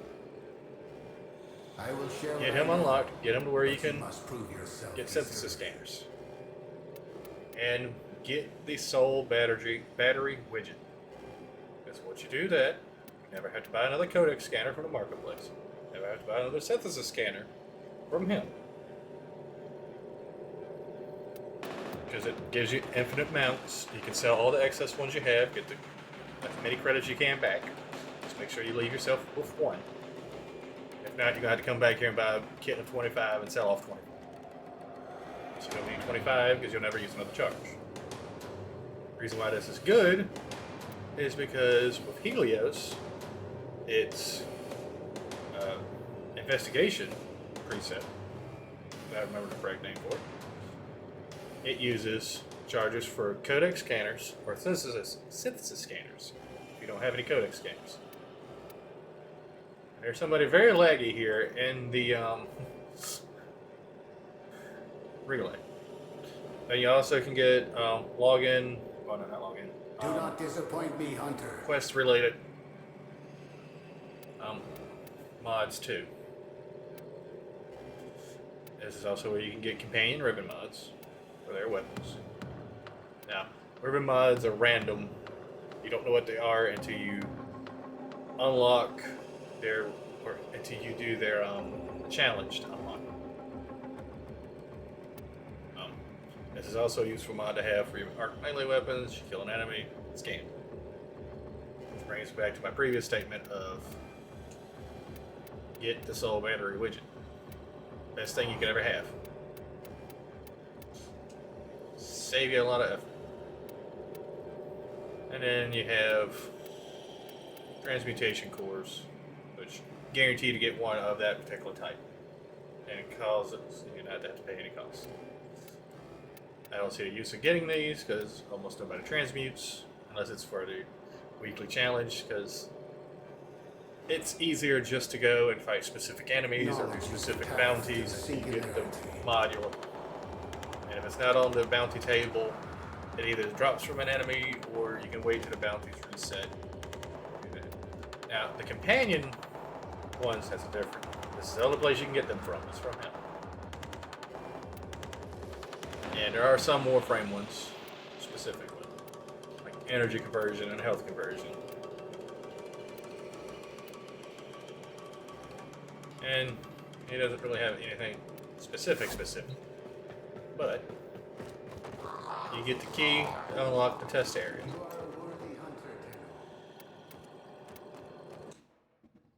Which is a great place to have, because it allows you to experiment with your builds.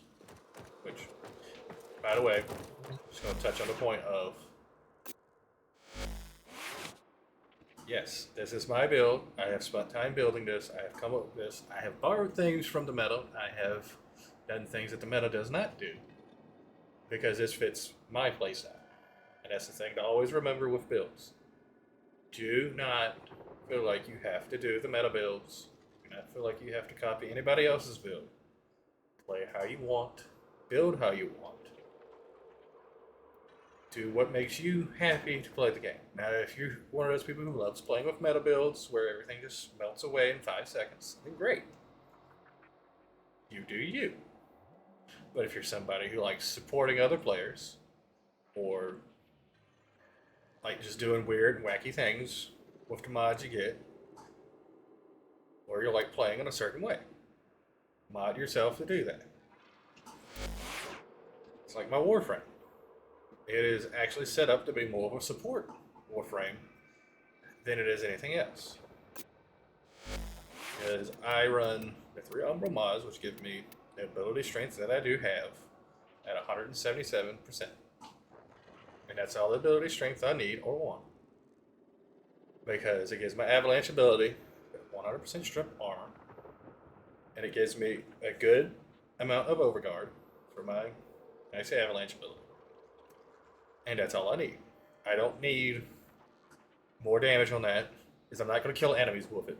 It doesn't do enough damage outright anyways to kill enemies in the higher level stuff. So I saw no point in building my ability strength up any higher. My Snow Globe, it gains health when damaged for the first 4 seconds. So if I'm in a high level area, those 4 seconds it can absorb enough damage to where it has a monstrous amount of health on top of the base health it already has. Freeze is solely there just to pop my bubble. I use it for nothing. I might use it to freeze a single target, and that'll be about it. That is the ability I've subsumed on it, which is Eclipse. And its damage reduction is locked at 75%. It will go no higher, regardless of my mods. The damage increase can go higher, but it is also reduced from what it can fully do to begin with. So even if I mod it for high strength, at most I think I can get it up to maybe 75%, which is nothing compared to what Mirage herself can actually use it at.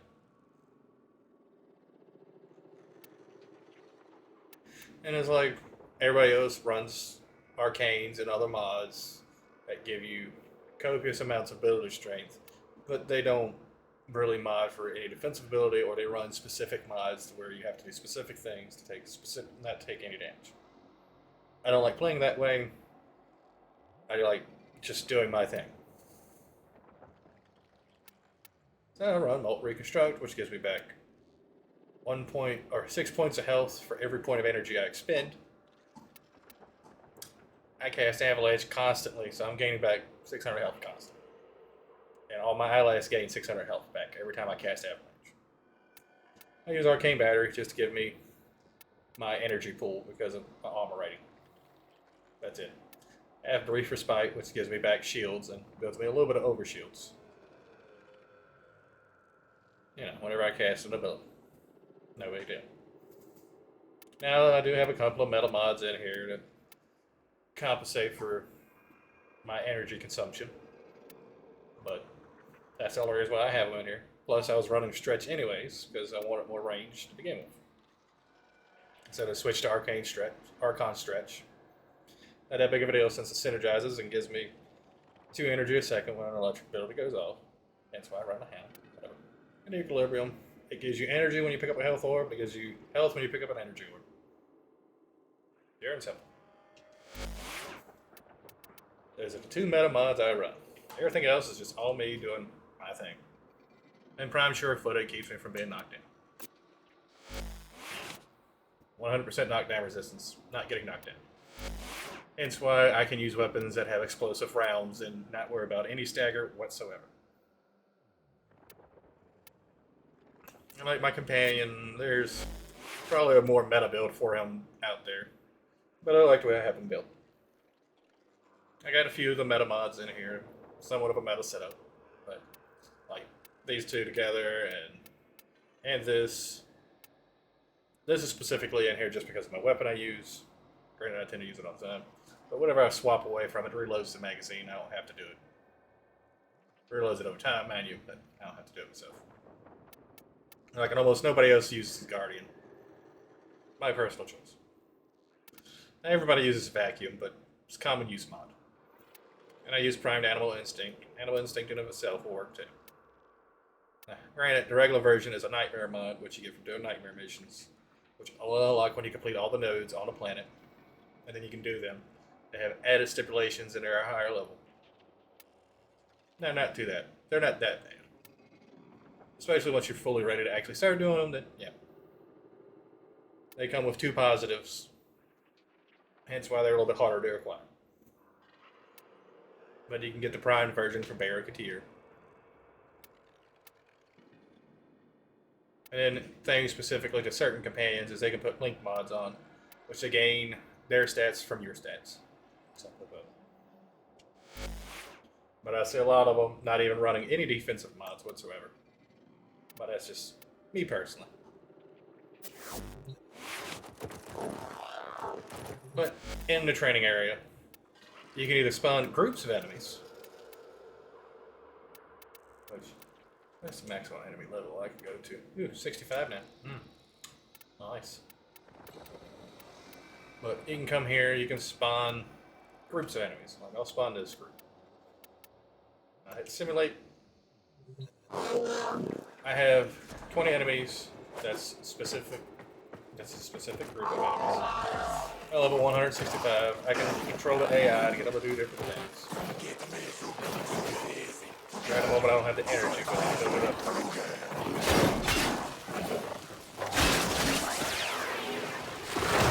I have enemies dying. Now I can get some things going. See, one of the mods I have on him activated.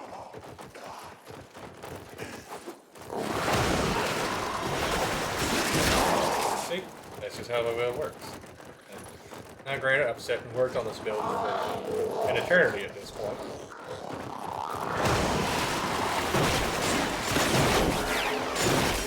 Now, if you don't kill all the enemies, you can set and kill them all up here at the console. Or you can come back up here and respawn. Yeah. Personal preference. You can just hit simulate again and they'll all pop back up. Or you can click right stick and kill enemies. It all just dropped in. Now, any formering you do in here or anything like that will not stick or stay. Any reactors, yada yada yada. None of that is permanent in here. Once you leave, it reverts back to the way it was. But now, any changes to the mods you make, like if you change like your mod order, then yeah, it changes. And it stays changed. It's not that big of a deal. As you may come up with a better mod setup than you did when you came in. Hence why we have this whole area for training. But now to get enemies, you have to scan them with your scanner. Whether that be a codec scanner or a synthesis scanner. That's why I highly recommend your first companion you get after you get, well, your starter companion, the Taxian, or Sentinel, I should say, is to get the Helios. Because he will do all that work for you. As long as you can keep him alive, he will scan the enemies for you. As long as you have codec scanners or synthesis scanners, he will scan them. He will never stop until he has a full scan of them. That's why I recommend having the Soul Battery widget. Because it gives him an unlimited amount of scanners to use. You never have to go back and buy them. You can constantly scan them. Now there are, let's see, there is a Warframe that has the ability to scan stuff, which is Dante, his first ability. Yeah. Or due to his passive, not to, yeah, which is his first ability, which summons his book for him. Anything you kill with it gets scanned, which is not bad. It's one of the easier ways to scan things. And also, unless they've changed it, it should still work this way. But anything kill, or whenever you kill any of the feral bots, you get a scan for them as well. The Helio Core, anything you kill with it gets scanned. Find it. I don't think I've used it yet. Maybe I have. Unless I have started using it already.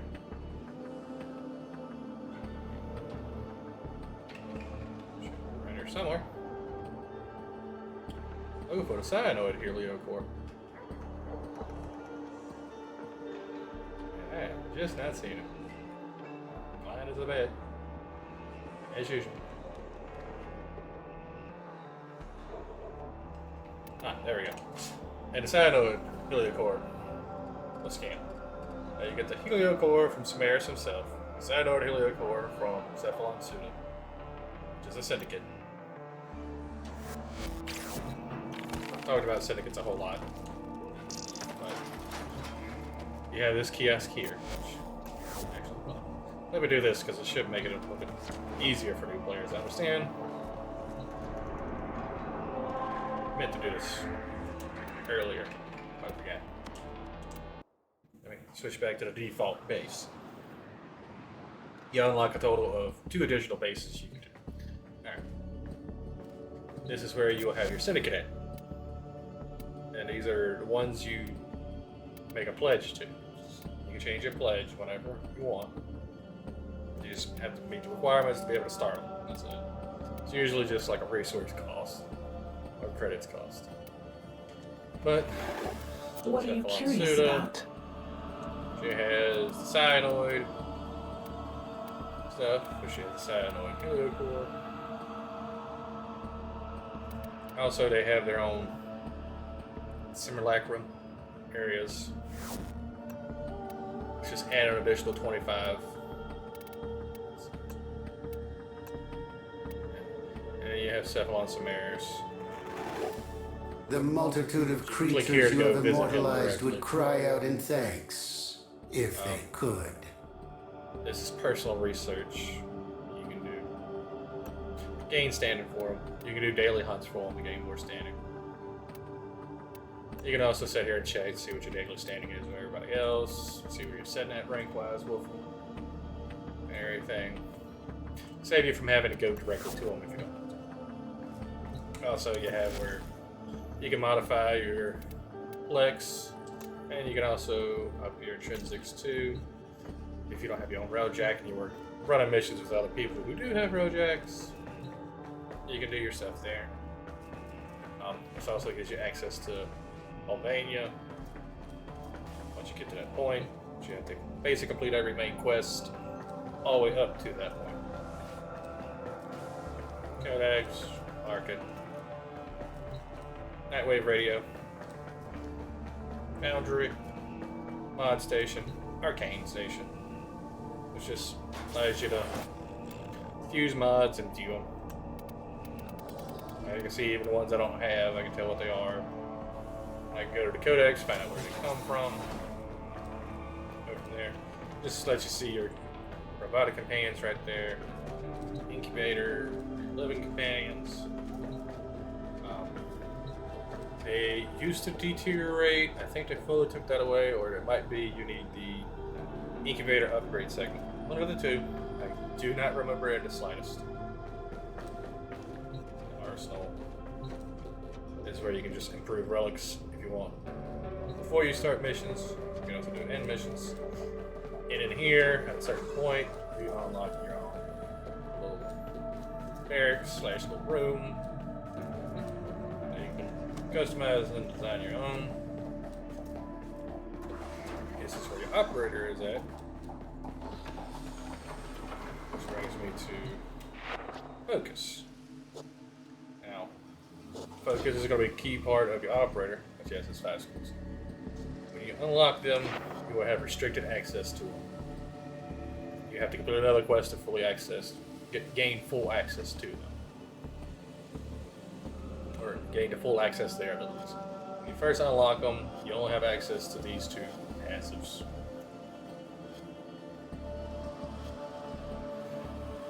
Honestly, I think you only have access to the first 2 passes. Or just these 2 passes in general. But you gain abilities and whatnot. Each school has a different set of abilities and passives. But you do have what's called waybound passives, which can be unlocked where any and all focus schools can use. Like this one specifically increases my operator movement speed. As simple as it can get.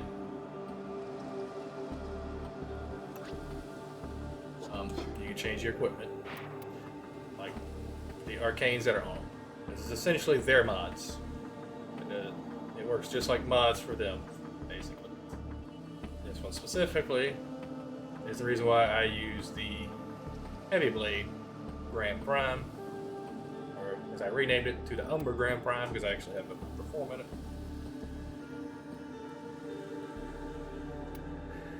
But this gives me more critical damage. And then this is stuff that affects my amp. Because this is the stuff that's equipped to my amp. And this is specifically the amp I'm using. So I can go here and I go equip a different one. And you can change your schools once you have them unlocked. I've unlocked all 5 of them. And just to unlock them, you just have to gain focus for that school. I think it's 50 or 60,000. Which seems like a lot, but it's not too much once you finally start getting it rolling. And your daily focus limit is also affected by your master rank.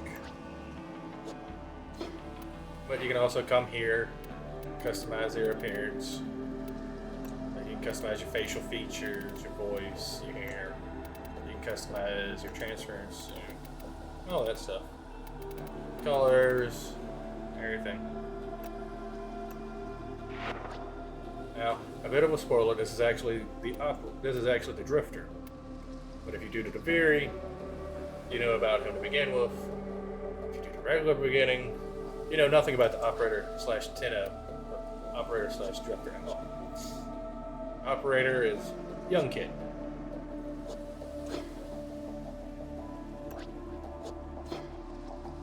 slowly progress, you get more things done, so forth and so forth. Personally, I prefer the Drifter. You know, I'm an adult, prefer to play as an adult. Just personal preference. But you can place decorations in your ship. Several different places you can place decorations. Place decorations in the dojo. Any of the bases. This is what the helmets actually looks like normal. I named mine Henny, just because. And you can see Jade's right here at the wall being 8. See all my flowers I've gotten so far. And spread around the corner. And there are 59 Warframes. Not gonna go through all of them. Not gonna go through how to get all of them. That'll take me forever. But a good portion are gathered from the planets, as I like to call them, planetary Warframes. There's a handful gotten from Dojo. There are a handful gotten from Quest. Some have their parts dropped from specific missions. Like, as soon as I can spot her, Navarro. He's the only eye Warframe. Well, no, one of 2 eye Warframes, my bad. Got about an Arx. But she, or specifically her parts, come from spy missions. And her parts, and I think her main blueprint as well. Doing spy missions, doing the low level ones give you one part, doing the mid range ones give you another part, or higher level ones give you the other part in, I think, the blueprint. Let me check real quick. Well,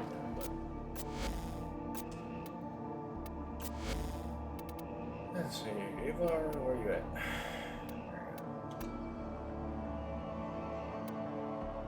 Yeah, it all comes from spy missions. The blueprint and everything. And you have to get all 3 data vaults, which might take you a little while to get it down, but you can get there. We all do. Or, if I remember correctly, comes from, yeah, Sanctuary Onslaught. All 4 reports. Now, one thing I personally do not like is the Warframes where you get all their parts from one mission type. I do not like it because I myself personally, farming Nidus, gave up on it. So you can buy his main, you can get his main blueprint from a quest, and the rest of his parts come from one specific mission. And they're all on the same rotation. Which, for certain mission types, there are rotations. If it requires 3 intervals of anything, or if it has 3 intervals of anything, like defense missions, first 5 waves is rotation A, second 5 waves is rotation B, third set of 5 is rotation C, and then it starts repeating again. Survival, first 5-minute intervals A, second 5-minute interval B, third 5-minute interval C, and then it repeats. Now, Spy, it is the based system upon continues to fall into chaos. Check navigation for active invasions. Data you get. If you only get 1, then you only get the A rotation. You get 2, you get the A and B rotation. And if you get all 3, you get A, B, and C. Which makes Ifara a little bit better because her parts are broken up in different level difficulties. So you don't have them all in the same mission, one specific mission. They're spread out across different missions, which makes it a little bit easier. And then you got Poor Haro, which is spread across like 3 entirely different methods of acquiring. And Octavia is the same way.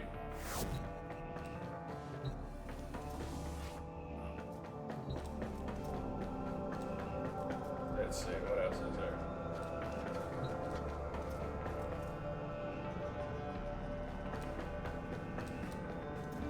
Oh yeah. We have the non-assisted conclave, i.e. PvP, that almost nobody does. So, I will not explain it because I don't even play it myself. But if you do play it, there are completely different separate mods for that altogether. The weapons and Warframes have completely different stats and scaling for them altogether for that. It is balanced entirely separate from the rest of the game.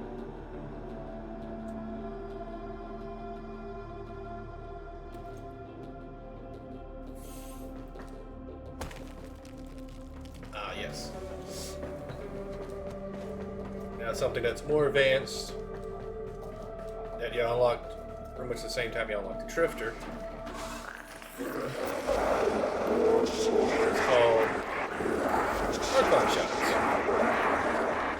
They are gotten from completing Archon hunts and 2 specific missions in the Sanctum, I do believe. But you can also fuse shards. You either fuse 2 different ones, make a combined one, or you can fuse 3 of the same one, make a tower. But they all require Stella.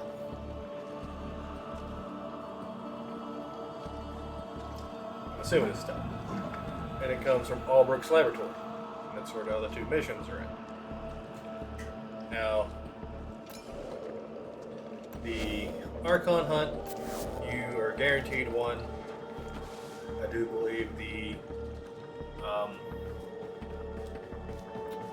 Nitrocell missions, you're guaranteed one. I've always gotten one every time I've done it. Now, them being Tower Forge, chances on that varies, depending. With this, every time you fail to get a Tower Forge one, it goes up by 20%. So that's 100%, and then you just get one. If you're still so unlucky that at the point when you hit 60% or 80%, you still don't get one. Once you finally hit 100% for failing after that 80% one. So your next time you do this specific hunt, a specific Archon, that is for each individual shard, you will get a Tower Forge shard. So essentially you have to fail 4 times. Now this rotates out every week, for a different one. I did have the rotation memorized. I kind of got out of the habit of hunting Archons. Now there's also another way to get Archon shards. And that is, let's see if I can find it. You go to the Drifter's Camp, which is a place you unlock after completing a quest. Say which quest. Because I'm not trying to get people to beeline through doing all the quests.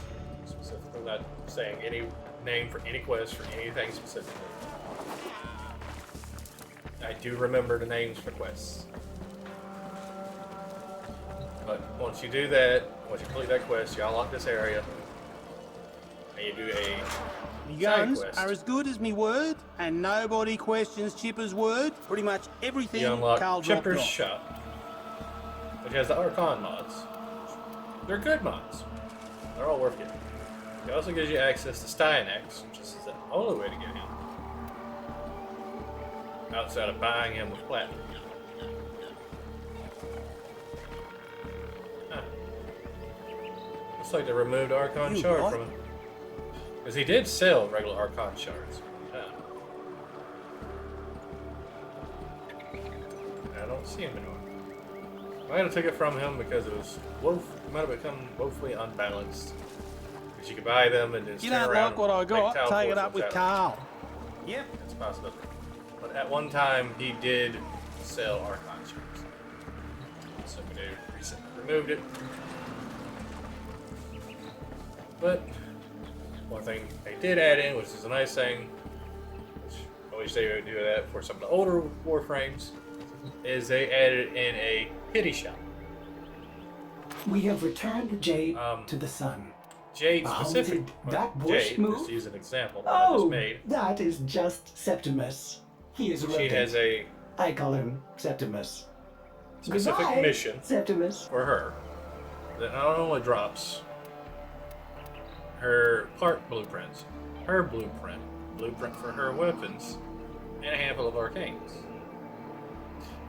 Well, you gain a kind of currency you can use for completing those missions, so you can come here to the pity shop and buy what you didn't get. Granted, you have to do it several times. I recommend if you're going for her, try to get her parts from the mission itself, and use your pity points to get the arcanes, so you can level them up faster. But after you get all the arcanes, you still ain't got all her parts, or got the weapons, then start using the pity points for them. If orders can be of any assistance, orders remain. There are a handful of Warframes, or newer ones, that have implemented the pity system.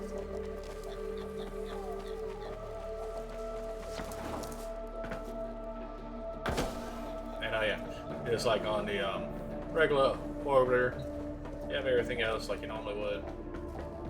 And I also forgot to mention while I was there, this gives you access to your railjack. You can just go straight to it, launch missions from it. And helmet over here, drifter in the back, little bearings. The only difference is it's got your landing craft separated and it's not in space.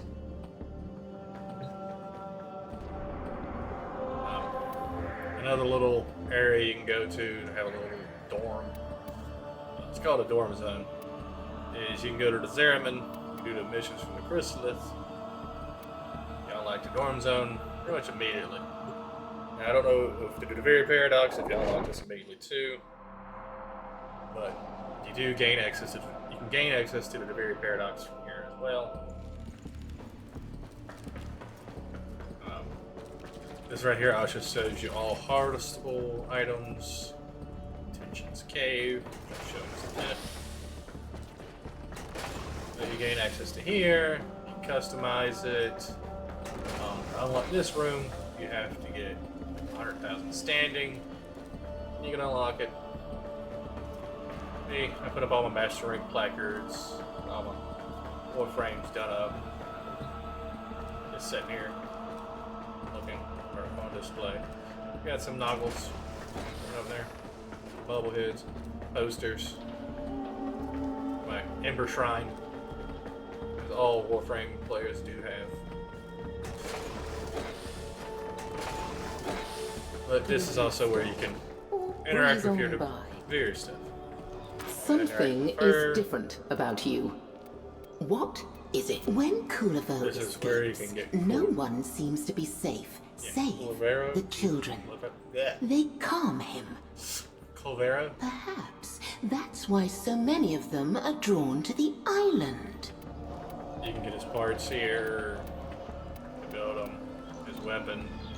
Never buy the credit thing, it's never going to be worth it. Nothing tickled your curiosity, But you can also buy ribbon mods from her, you can get Kuva, Walma,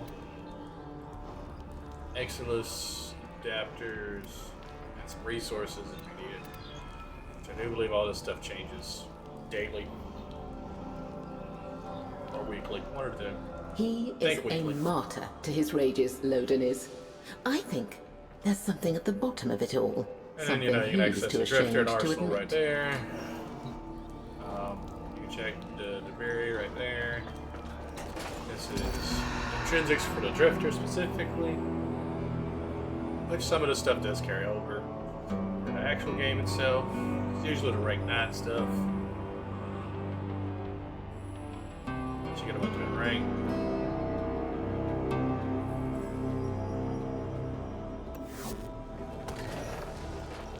Now,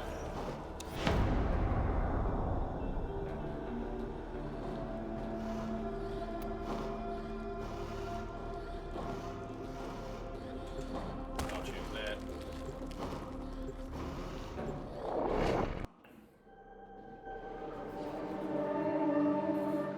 Now, at the very You're always just going to be the drifter. But you come to Tension's Cave. Start with. You have your own abilities as the drifter, solely separate from what you normally have. But here, you have a choice of 3 Warframes. Just for the sake of doing this. I'm choosing one. I'm just using one of the newer skins. There's the primary, there's the melee, secondary, another secondary. That. And that.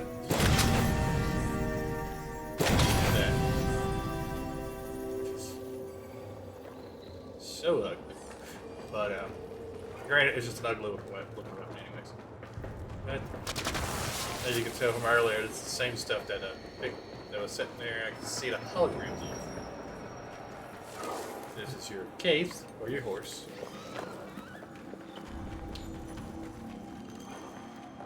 I woke to the sound of the Shawzin. Was that you? Or my dream?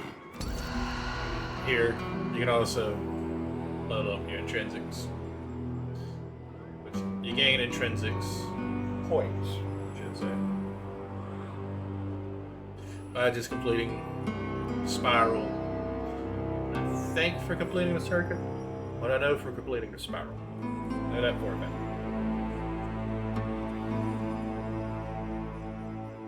But you can improve different aspects, like opportunity. I gained an additional 2 weapon choices. Tension's Cave. I got like an extra selection of my degrees. I gained a free decree when I entered a very with the rank up. I gained an additional Warframe option. A 50% chance to receive rare decrees. Discard, reselect 3 times, current visit to the very, gain 2 additional weapon selections, another Warframe, and then the merchant starts selling arcanes, or I can start buying them. And then I get a special character to show up.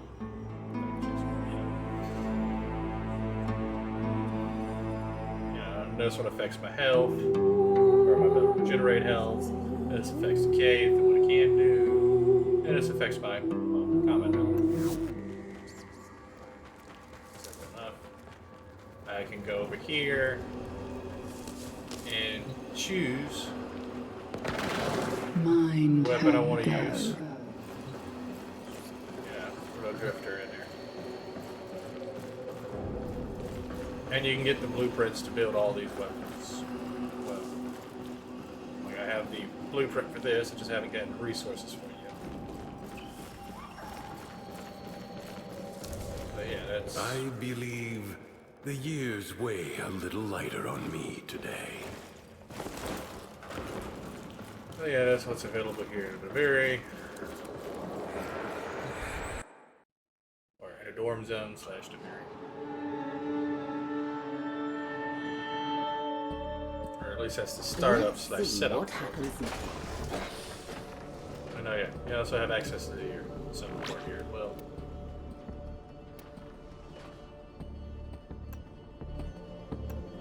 So you can play different musics. You even have to use your own solo chord. You can make your own music. I'm not playing it because it's terrible. I suck at it. I have no ear for making music. I can tell if a song is good or bad, but I can't. I'm gonna embarrass myself on stream. Yeah. Keeping that shame to myself. But you can unlock stuff by scanning different things and missions, open areas. In the new area, which I'm getting ready to go to here in just a moment, you have a vendor that does sell music in general.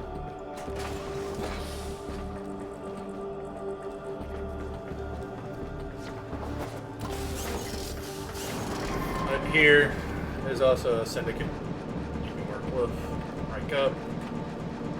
I've maxed them out here if I remember correctly.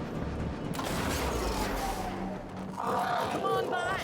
Push your feet She's the one that sells the stuff really for came dorm through zone. for us, kid. And also special for a transformation. Think you look good already, huh? Little bit of everything here. Special bits for your Warframes, where you can change the material that certain skins are made of. I wish they would bring that to all skins, but that's neither here nor there. And then you can buy a different appearance for your Sentinels, with the accessories that go with it and so forth. So who needs furniture anyway? Mind how you go, kid. This is not a free roaming area, but it works to a similar degree, but not as accurate. You can take the elevator over there and you can go do specific mission types, gain stuff from sitting in here. Jeremy is holding steady. Main guy you come We to. are not altogether damned. Check your standing. And you can do bounties. Like with this one, I can get Gyra's blueprint for a weapon, Thrax Plasma, 4000 Endo, Aya, greater lenses, and some Endo. But also, in the process of doing it, I'll get this correctly.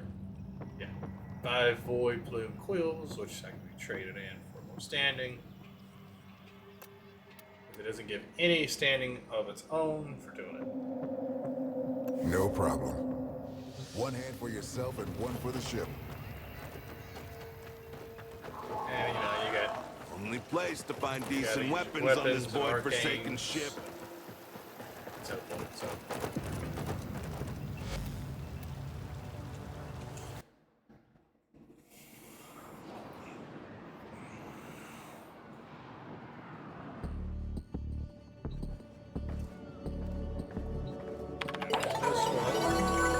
Please select plotting. Go back to the place I was at.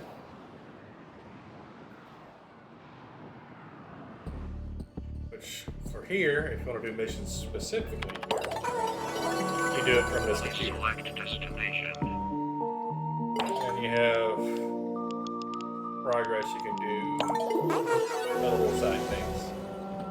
I'll let that be a secret to you. I'm going to scroll everything for you guys. Trying to keep this as spoiler friendly as I can. Without turning on the no spoiler thing. Settings. You can shut me out all you want, buddy. But in the end, what are we thinking? Dance. Need a little something to lift your day? Speaking of having music for Subcord, she sells specifically just music for the Subcord. You just rank up, you come here, you cash in your standing, and Not feeling it. Okay. So Gonna see if maybe Arthur wants to go for a run. and then some of them you have ones like over here. Owie, when you got a All of minute, them I have need a it where few you can do simple. it. What's You up? can come over here and come to different ones. So, and trade in who's stuff this to get for? more standing.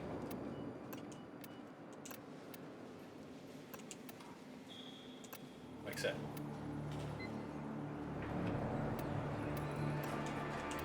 Buena Yasco, good find. Show me. Since I traded in 12,000, this went up by 12,000, and my daily standing cap went down by 12,000, so I can only turn in, acquire 17,500 more standing, and then I'll hit my cap. Fine. Waste my. All right then. Which resets, I'm doing my math right, at 7 p.m. Eastern Standard Time right at the moment. So if you max out all your daily standing for everything, then you can wait till the next day or do other stuff and be able to get your standing back.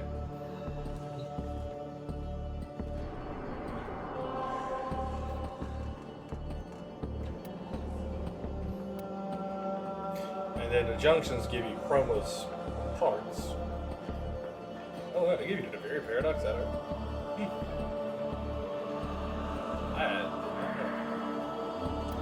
Get here. A second dream.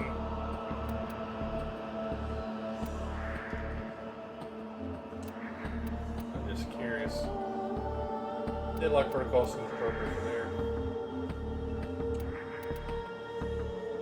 New Strange. Yeah. That seems appropriate. And once you get here, you just gain access to the void. Yeah. Phobos is the first one to give you access to the void. Just to get to Mars, you have to essentially complete the other two junctions. Complete the junction to Mercury and collect 250 Rubda. Request Heart of Deimos, an Arcwing quest. Anyway, well, I'll give you everything. And then you can go to Mars. Deimos says require a junction, but you do have to complete all around here too. If I remember correctly. You can't just click on it yet. Or gain access to it, I should say. Then you do the quest, you gain access to here.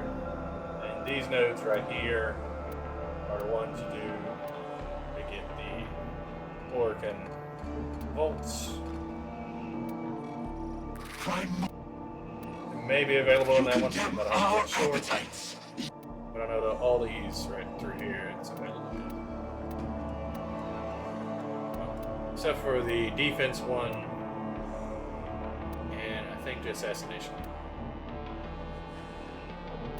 Then you got the open world area, which I was just in earlier. And then you have a area similar to the Zeraman, where it has a hub, where you go and you select specific missions to do. You also have bounties, where you acquire more stuff, trade in items to gain standing there.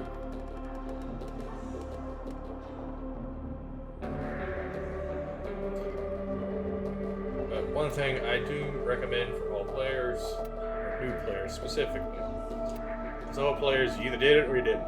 That's the way it works. But there is an assassin that comes out. It's not really too much of a spoiler. I don't mind spoiling this. That is called the Stalker. He takes on multiple forms as you progress through the game. Regular Stalker will never show up again once you complete the Natal quest, or once you start the Natal quest. So, if you want to have a complete codex, of having everything in there, get 3 scans of him before you do the Natal quest. And to get, I'll come here and show you. No, currently don't have one. So, to acquire one, so you can see what I mean. And also let me do a little bit of, well, let's see.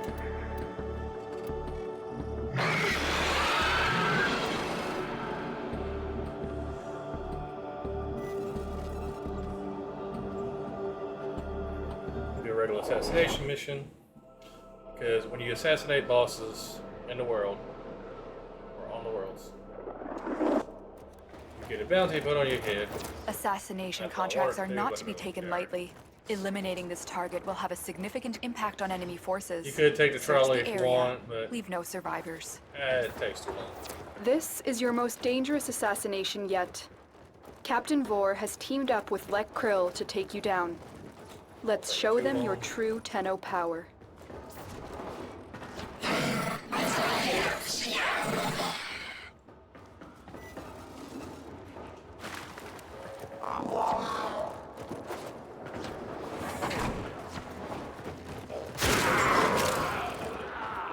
Yes, you're gonna just see me waste everything here. This is my late game setup. If it's not at least level 200, it's not. Vor's mobility could make him the larger threat. Observe their attack patterns and look for an opportunity to divide and conquer. It's showing how strong you can truly get if you take the time to work on your builds. One of the best pieces of advice I can give you about making this too easy. Modding: experiment. Just experiment as much as you can. Vor and Krill are waiting for you. Like, I recommend you focus your attacks on one target. If you split your attention, you may fail. Just go to the codex, look at the weapon, see what its stats are. Your grubs will serve us well. Target acquired. Take Me them personally, down. I looked at the codex, I saw the Trumbull, and it had high critical chance and high status chance. What I like. Distract them.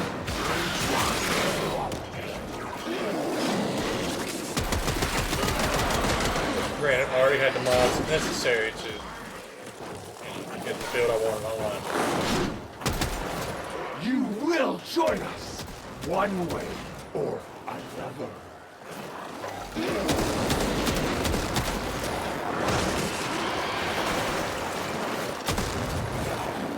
Okay, cool.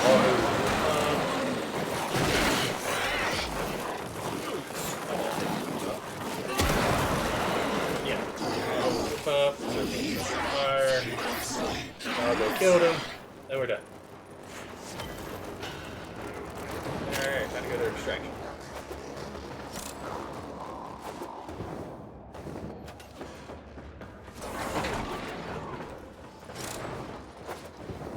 But assassination missions have a couple of purposes.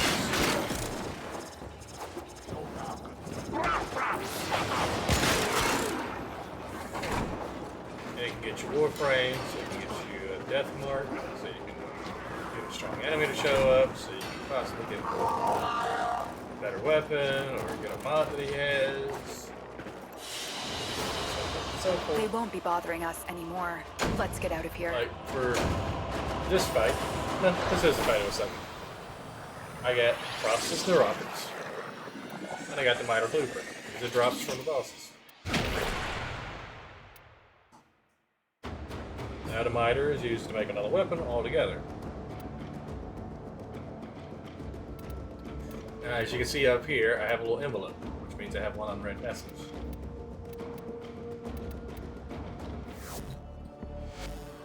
This message will pop up. It's from question mark, question mark, question mark. Its subject is Lieutenant Krell. Your actions have consequences. He's now going to try coming after me, kill me. I now have been marked for death by Stalker. Now, there are two other assassin units.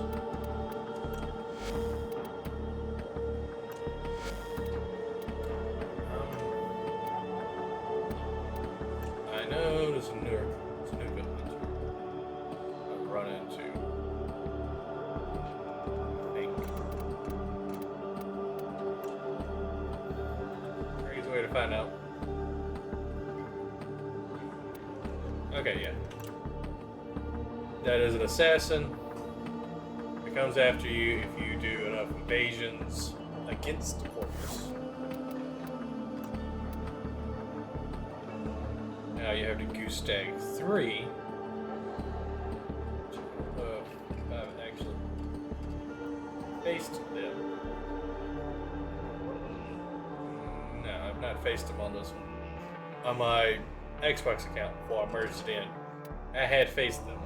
They, both assassins, both of them, those assassins, drop parts for a weapon. And a blueprint for the weapon itself, so you can build it. But you have to hunt them down several times. But we were given access to beacons.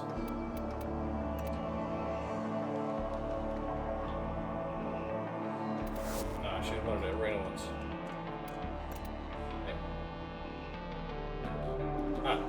This is one of the members to Q-Stag 3. Yeah. Tailbug. That's right, they all have their own individual names. Yeah.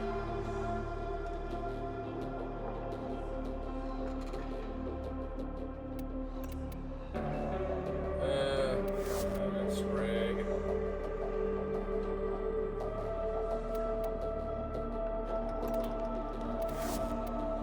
She looks familiar to one of the others. Here we go. Yeah, member of the Goose Tag 3. I don't have enough scans of them to show you the stuff they drop. Oddly enough, I've had a hard time actually getting them to come after me. Had no problem with anything else coming after me. But I've had problems with getting them to come after me. Go figure.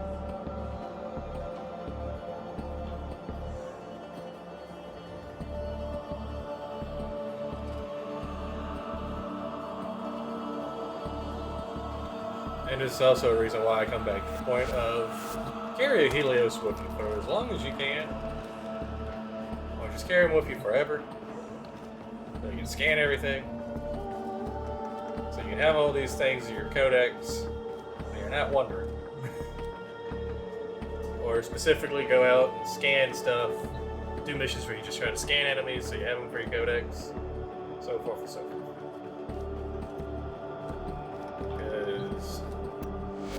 I don't even know if they have their weapons in here. Something you can view. Let's see. Alright. Yes. Alright. The Goose Tag 3 drops this. They drop the parts and the blueprint. The BRAC. The Zanuka Hunter drops the parts and a blueprint for this. Oh, I'm back all the way out of that. And then Stalker drops the blueprint for Dread, Despair, and Hate. And also drops the Scimitar engines, which are for the landing craft. Which the other two assassins drop the other two parts. By the way, he drops a few different mods. That's his regular Stalker. Shadow Stalker drops the blueprint for his weapon. And you can get the parts for that said weapon. He drops the blueprint for both of his weapons. Here. Along with the rest of his weapons, so his drop table gets pretty heavy. And he gets an ephemera, which is a cosmetic.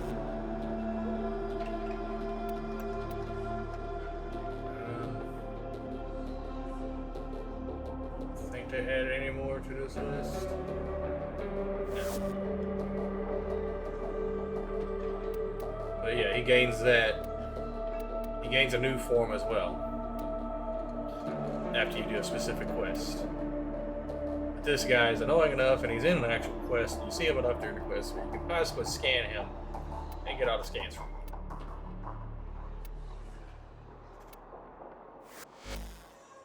I like to say I can show you what they do when they show up, but there's always odds of them showing up and odds of them not showing up. Because when you have negative standing syndicates, they send death squads, like New Locum. You're just like the rest. They send tainted death squads beyond salvation of ancients after you. It's usually about 10 ancients in a death squad. A kill squad is like 5, I think. It's like 10 for a death squad, 5 for a kill squad. Now, I will recommend this for newer players that do not have everything set up and built up first. When you start doing syndicates, I highly recommend New Local, because dealing with a whole bunch of ancients at one time, randomly, either while leveling up or doing a hard mission. Now, they don't show up for quests. They will never show up in quests. But when you're just doing your regular running around doing missions, it can be a nightmare to deal with a whole group of ancients. Because they can heal each other, they can provide overguard to each other, they can cause toxin damage to you, they can cause you to lose energy, they can cause you to lose health. They can do so many different things to you just normally, and these are Xmas units that they send after you.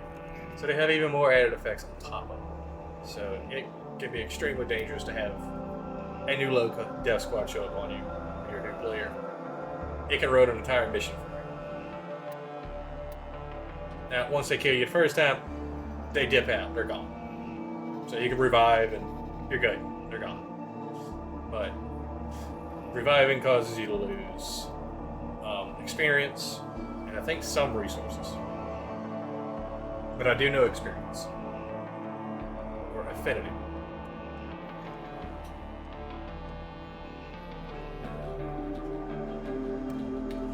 As it says down here, earn 15% affinity. As standing with whoever your syndicate you choose is. If you directly don't want to use New Loka, you can always go for pair sequence. It'll help level them at the same time. I would say do Red Veil because they don't oppose New Loka, but since you'll be doing Red Veil, which will be upping Steel Meridian opposes New Loka, so it causes them to go. So either do New Loka themselves, pair sequence, or do Arbiters of Hexus. Even if you do Arbiters of Hexus, you do Suda, and Suda doesn't like New Loka. So you don't want to have New Loka as an enemy. Either primarily choose them, or choose pair sequence. That is one of the very few recommendations I will make outright to new players. That'll make your life so much easier. Is to do New Loka. Now, also something else for new players. I probably should have put this at the very beginning of the video, but my bad. Your choice of starting Warframe. You have Excalibur to choose from. You have... where's she at? You have Mag to choose from. And you have Bolt to choose from. Me personally, and just for ease of getting into the game, anybody else, I recommend Excalibur. At least that's what I originally would say before they made some changes to Working Warframes. Excalibur is now gotten from Pluto, but the boss on Pluto. And to fight the boss on Pluto, you have to jump through a bunch of hoops to be able to fight him. And it's a whole nightmare to be able to farm that stuff up, then farm Excalibur, to get Excalibur to be able to use. And by that point, odds are you have him, Umbra Excalibur, Umbra. And he's just a severe downgrade from him. So I recommend starting with him just for ease of acquisition. And also his stats are very basic. He's the middle of the road Warframe, or stats wise. He's not great at anything in the stat department. He doesn't have an overwhelming amount of health. He doesn't have an overwhelming amount of shields. He doesn't have a stupid amount of armor. His energy is not ridiculously high. And he has the base spread speed of 1. Which most Warframes have a base spread speed of 1, unless it's one of the more heavier armored Warframes, it'll be lower. Or if it's a Warframe that's considered heavier, it'll be lower. You know, and he has the bog standard energy pool that every other Warframe has. Some have high. He has the lowest amount of energy you can possibly have for a Warframe, with the exception of Warframes that have no energy. Which at the current moment, there's only 2 of those. But they have whole other gimmicks to deal with that I'm not getting into because that's a later thing. when you pick them up, you can learn it, because it takes some working around to get used to. But he has basically the default stats of anything. He's not bad in any stat. And he's not great in any stat either. But your two other choices of Warframes are a bit more on the swishier side. Like, Mag has less armor, so she takes more damage when she doesn't have shields, but she has high shields. But her health is low. But she also has a higher energy pool and a decent sprint speed. Now you also got to factor in her abilities and everything like that. But I'm not expecting you to have high level knowledge of abilities when you first start again. Excalibur is the easiest to use, easiest to understand when you start out. And you have Volt, but she has high health, same amount of shields as she does, but he has less energy, he has the same sprint speed, he has the same armor she does. So he has more health, where she has more shields, or where she has more energy. They both have more shields than he does, but they both have less armor, which reduces their survivability by a degree. Not saying having high shields is a bad thing either, because when your shields deplete, you can cause you to go into a shield gate state, which you take no damage for an X amount of time, depending on the amount of shields you lost at the time. It's just a standard mechanic. But personally, I feel like Excalibur is a better choice. Because one, he helps you with leveling up weapons, specifically melee weapons that are swords. There's do 2% more damage, and you attack 10% faster with them. His first ability, simple to understand. You aim at an enemy, you click it, you dash towards them, attack them. After there's a handful of enemies in the way, you on your way to them, go attack those as well. Radio blind. Blinds them, you can go up to them, do finishers. Simple enough. Radio javelin. Doesn't kill them outright like that shows, but it does damage to them. And it causes them to be pinned to the wall. And it causes them to take slash damage, which is not a bad damage to have. And it's an AoE. Or you have his Exalted Blade, which he summons his sword, which is a separate moddable weapon. Show in just a moment. That allows you, attack your enemies, kill them, and you unlock it once you hit rank 10. And it's great to have just in general. It does a lot of damage.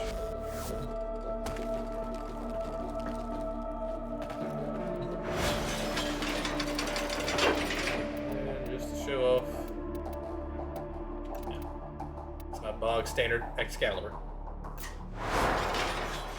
Nothing on him. But that's what that is at max rank. Granted, this is also one of my older Warframes too from my original build. But this is what a max rank one looks like with all the stats unlocked, or everything unlocked, bog standard. Gains an extra 130 health, 100 base health, 100 base shields, and 50 energy. So it has 150 energy. Armor doesn't change for Warframes unless you mod for it, with the exception of a few Warframes. I mean a few. But yeah, he's the easiest one to mod for. That's great. This allows me to actually show you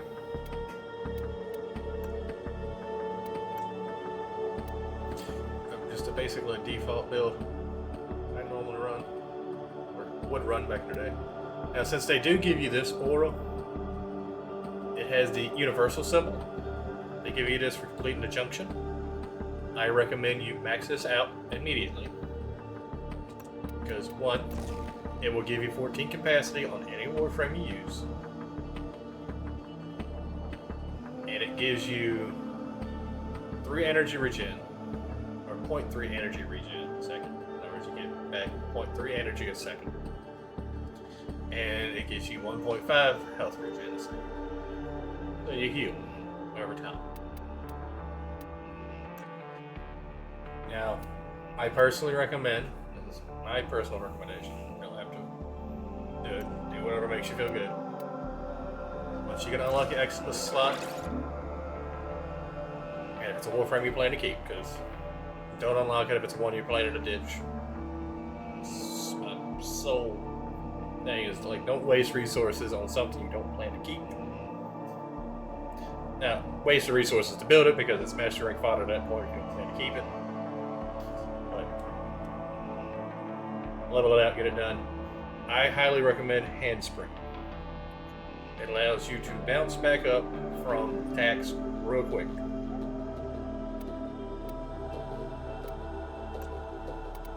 Now, since I'm a defensive player,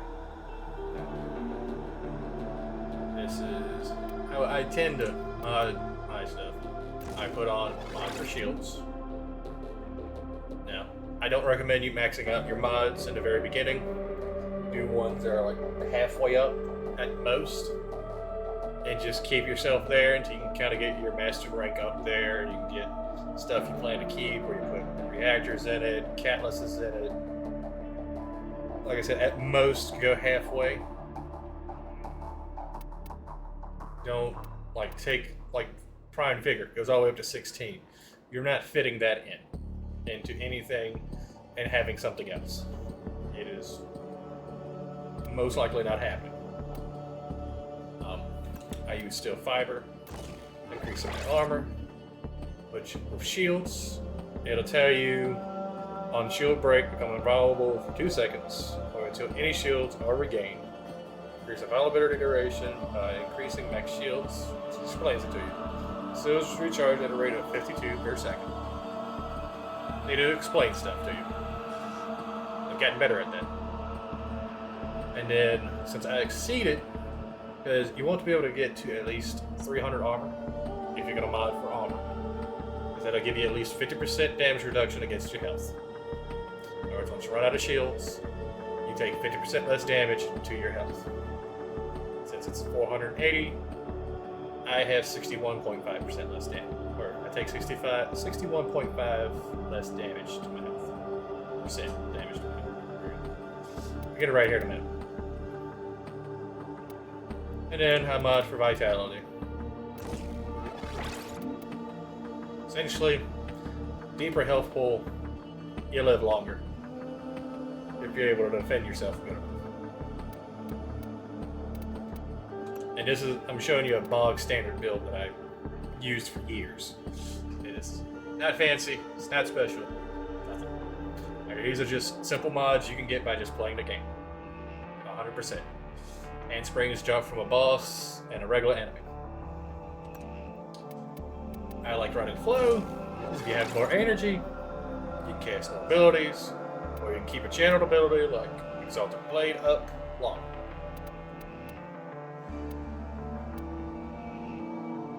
And then you have, where is it at? Streamline, which gives you more efficiency, which, where I put that on? Slash dash. Costs 25 energy. Now with this stat in particular, you can exceed on here the amount by 75%, but it will never reduce it by no more than 75%. Yeah, cannot be reduced below 25%. So, in other words, you can't reduce it any more than 75%. But it now took that from being 25 to 17. And then another mod I use, Stretch.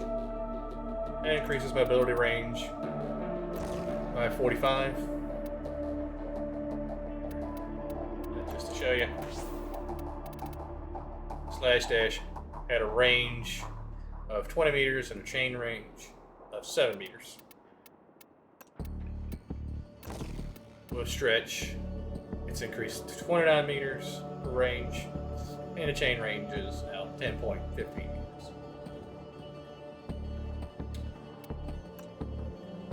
And then I'll use Continuity, increase ability duration. For this, it lasts 15 seconds. Continuity in. It now lasts almost 20 seconds. And then use Exalted Blade as an example. because the amount it costs to cast it is now 17.5. It drains 1.35 energy a second. It has a base damage of 250. Now, when you do a sliding attack with it, it does a radial block for half the cost. Since it's reduced even more. And it covers 7.25 meters and lasts for 7.8 seconds. And at 250, should go up to about 325. And this is just a bog standard, simple build of Excalibur.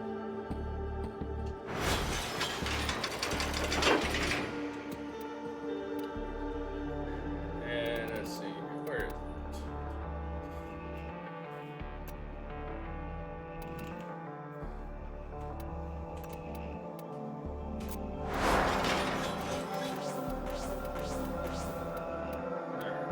This is one I don't have anything in. No Bulma, no reactor, nothing. I personally wouldn't recommend using a maxed out Serration in it. I recommend using one that's about halfway up. So it would cost only 9. But it increases your base damage, gives you good, gives you a good little feeling. I currently don't have any halfway done mods anymore.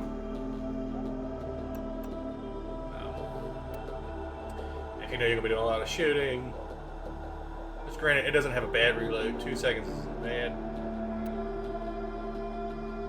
But with the stats it has, critical chance and status, even if I put in this critical delay, which is high as you can get critical chance on just a regular mod without getting a ribbon, it's only getting to 24. Not enough to really worry about. In that situation, I would recommend, if you had it drop for you, if you haven't had it drop, don't worry about it, to use either split chamber or the one you most likely have. Not in this particular set. This set is Vigilant Armaments, which increases your multi-shot, which you can get from Earth on its bounties, and it drops from some of the enemies. Increases your multi-shot by 0.6, which increases your damage as far as look-wise. It doesn't actually increase your damage because you ended up firing. You have a 60% chance of firing one shot that basically splits into 2 shots. So for the cost of 1 round, you can do twice the damage.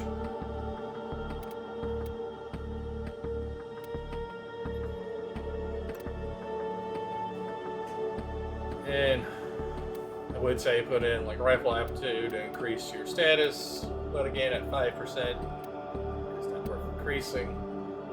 Increasing your baseline damage is far better than trying to increase your stats at this particular low point.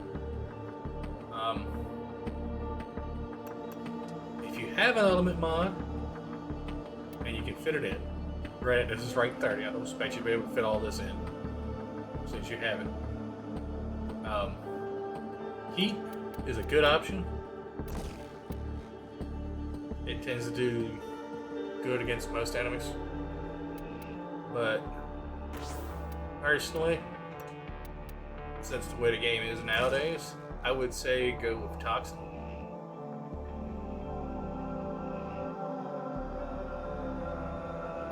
That's a good choice to have. Now, if you have any of the utility mods, like rifle ammo mutation or anything, or if you just happen to get from Barricade to primed one, don't rank it up. If it costs nothing, you can just put it in there, regardless. And now you have essentially infinite ammo. Solve that problem.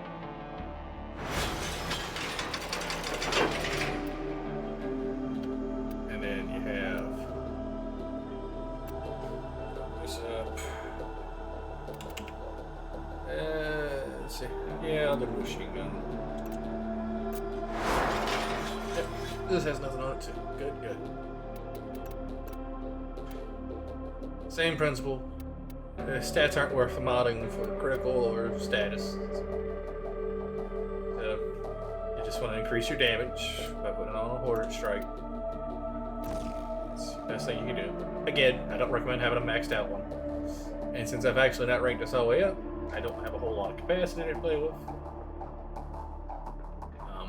Now this one doesn't have a Vigilant mod, or Vigilante mod, as it's called. But it does have, I do have Barrel Diffusion, which is a mod that's a common drop, but it's kind of considered more of a higher end build mod. And with these two on, I don't really have the capacity for anything else.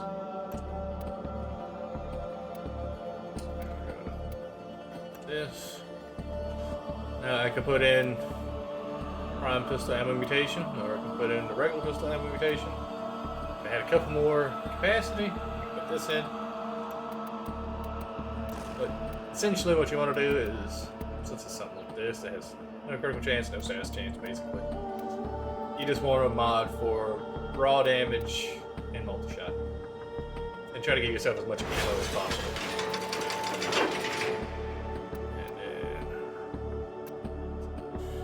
Just because to keep things up. I personally hate fist weapons to the ends of the earth. That's just me. Let's see. There we go. Just use its default appearance.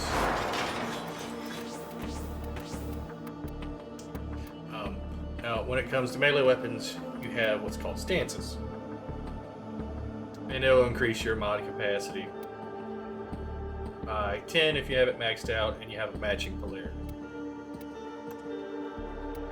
I could put Flashing Forest in, and I have only 4 because it doesn't match the polarity, because it reduces it. Where Flailing Branch matches it, and it increases it. Now, again, for just a bog standard basic build, with this, going Fury, probably not maxed. I mean, granted, if you've got a max rank weapon that you don't have any former in or reactor in, you should be able to get away with, if you have a stance to match, putting in these 3 maxed out, which will give you a good amount of damage. And to increase your range and attack speed. And I recommend putting in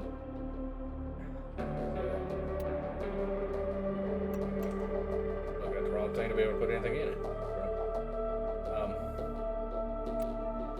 Putting in Molten Impact.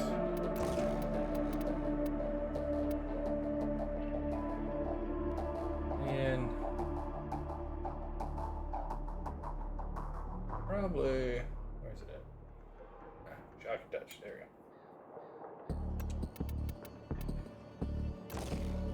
Make radiation, or you can put in Fever Strike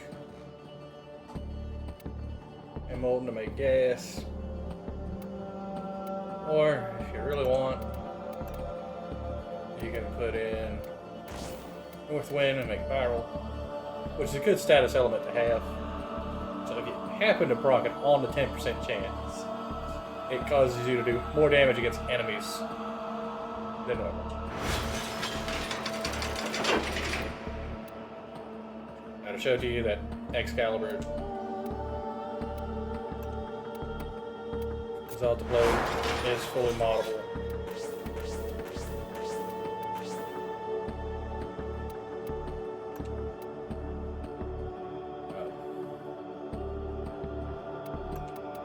Just keeping these run-of-the-mill builds, not doing anything extravagant with them.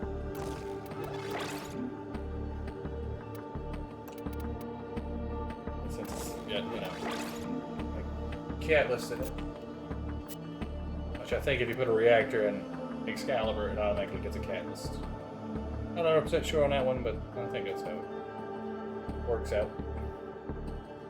Don't quote me on that one because I'm not 100% sure. But.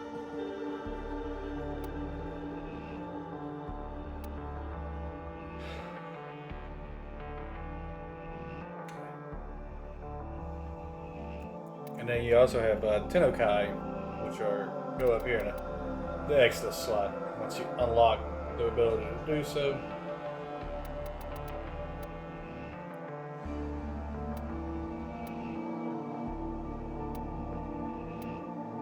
And you have mods that share a name with other ones, like Fury and Berserker Fury. I can't equip it because I have Fury in already. So if they share a name, you can't use them at the same time. Or some mods. Because if you come down here, well, they actually don't share a name. Never mind. But yeah, like that. And then just for the sake of showing, you can have, let's see, so,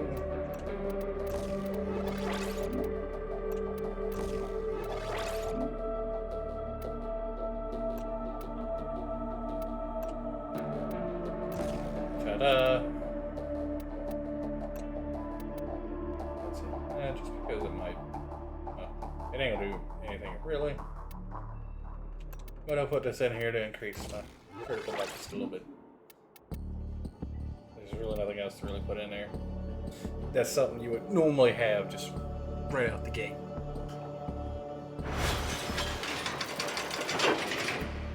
And this is essentially just a bog standard build.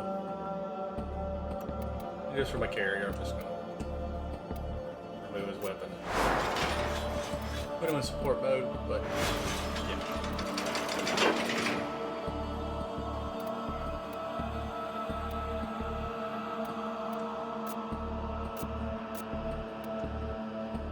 Just let him be default.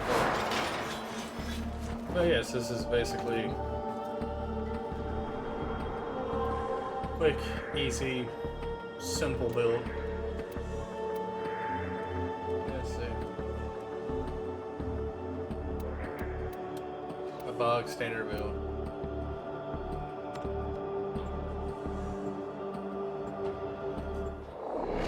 With just my one weapons too, which is the lowest weapons you can get, which they don't give them to you outright anymore when you start. You have to buy them from the marketplace, but they're You aren't the first cheap. ones here. I'm detecting multiple enemy signatures, and they're all under the control of the tower. Show off my Eliminate the Excalibur. threat.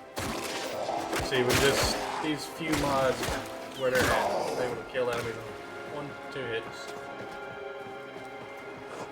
Melee weapon. 3 rounds. Put down, you know. These guys with the brat.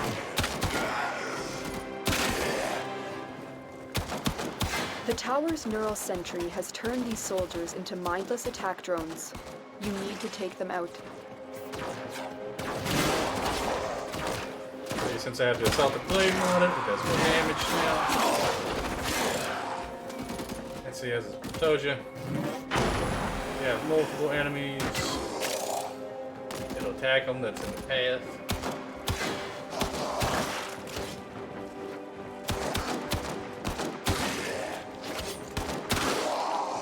And yes, you can get mods to make it look silent, so it can be stealthy.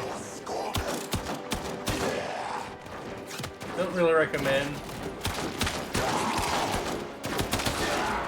If you want to be stealthy, get weapons that are stealth based.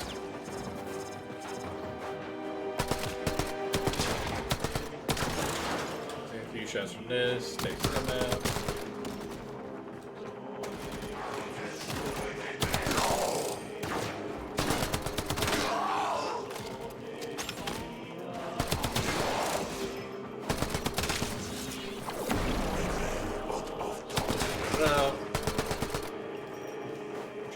Aim is most of the time.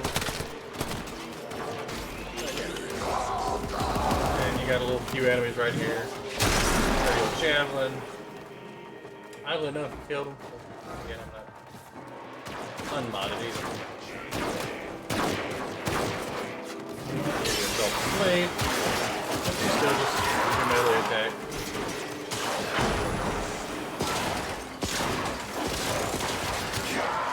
It sends out a wave from the sword to hit enemies from a distance.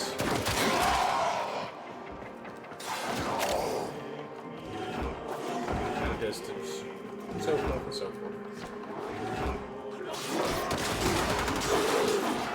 Yeah. And this is just a bog standard build. And oh yeah, with melee weapons, if you do the quick melee attacks, you just pull the weapon out, you will auto block.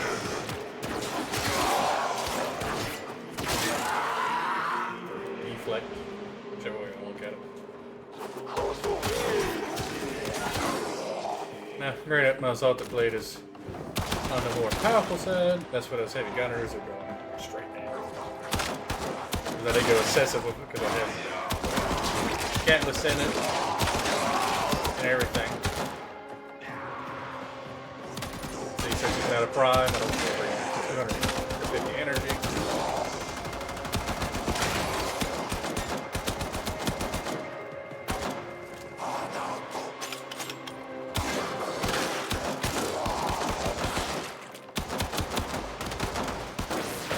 Heavy gunners, armored up and everything. If you're having issues with elite units like heavy gunners, and you want an easier way to deal with them, you see that little yellow marker on their health bar? About right there at the D. If you have a weapon that does impact damage, and you can proc, it has decent enough Many status, things have been taken from us. where you can It's true. fairly consistently proc the impact status, And there it will move that so marker bold up as people where with nothing it takes to less lose. damage for them for you to be able to mercy.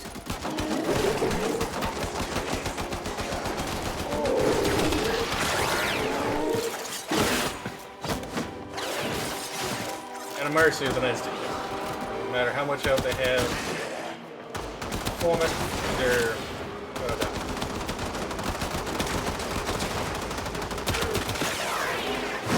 Now, if you're shooting an enemy that has a hit, aim for the hit, you're going to do increased damage. It's just shooter 101.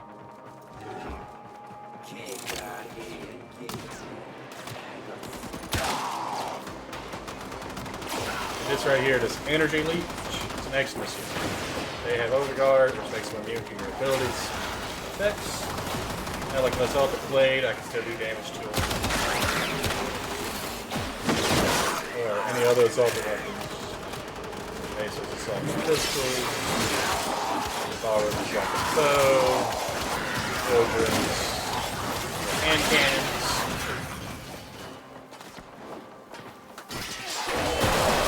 Dante's book.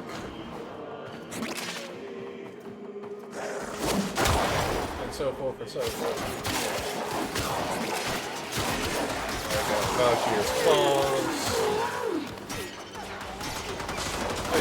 Funny enough, she still stands as the one Warframe with the most base armor.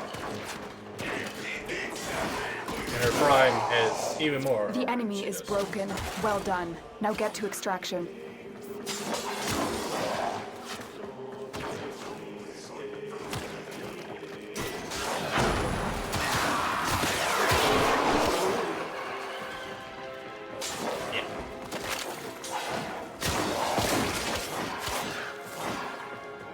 Now, do I recommend you going into like extremely high level stuff? Very basic setup. No. It can be done. It will be a slog.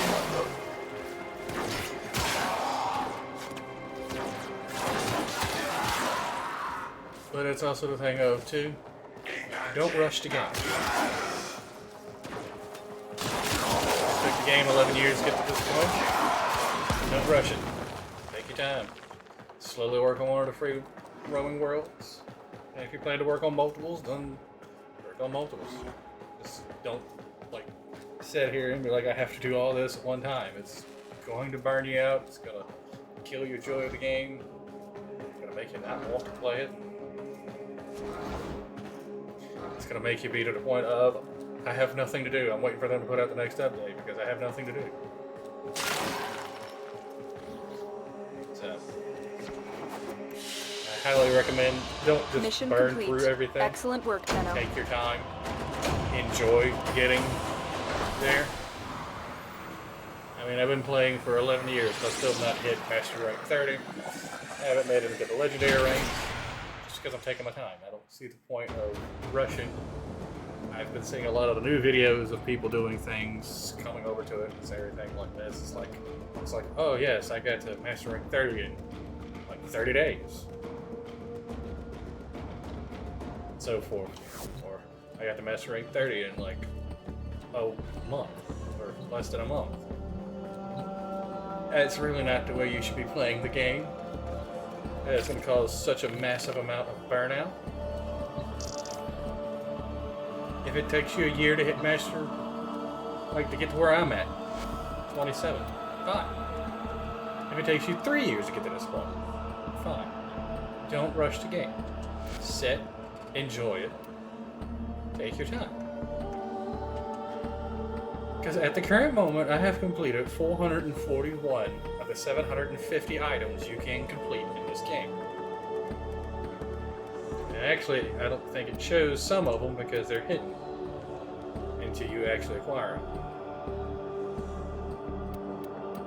No, it is showing. So yes, it has everything in here that you can possibly get. I've used 90 of 104 Warframes that are available. That includes primes. Because primes are considered separate Warframes from the original, or from the base ones. So. But yeah. And it's like, I've gotten almost all the primary weapons done. Gotten almost all the Warframes done. I have done about half of the sidearms. I haven't even completed half of the melee weapons. It's kind of a case of take your time, do it at your pace. As far as the robotics, yes, I've got almost all of them done, except for the other 2 hounds that I don't have. That's the reason why I plan to do the Sisters of Corvus. Get them done and get the weapons. Whereas my beast companions, I haven't done the ones from Deimos. You have to go and capture and, you know, do some G manipulation to get them to be your companions. I haven't completed all the K drives yet. I've completed all the Archwing weapons except for the ones you get from religious. I've completed all the amps just because I was working on just using them. Don't feel obligated that you have to sit here and skyrocket all the way up to the top. It's like Frost Prime has my highest usage of any Warframe at 26.5%. It is the Warframe I have used the most. It's my main Warframe. It's the one I will use forever.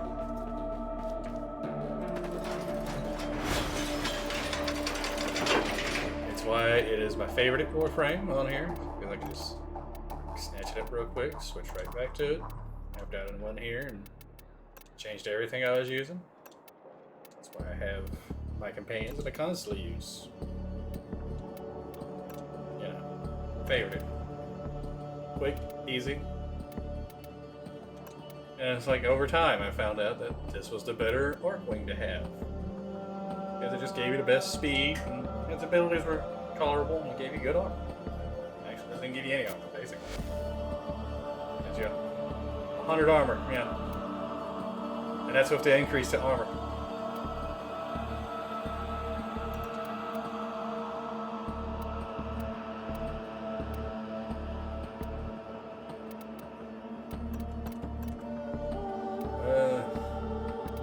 Yeah, just to prove the point.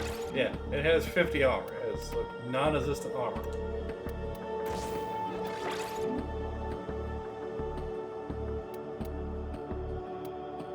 That's why I personally kind of feel like I wish it had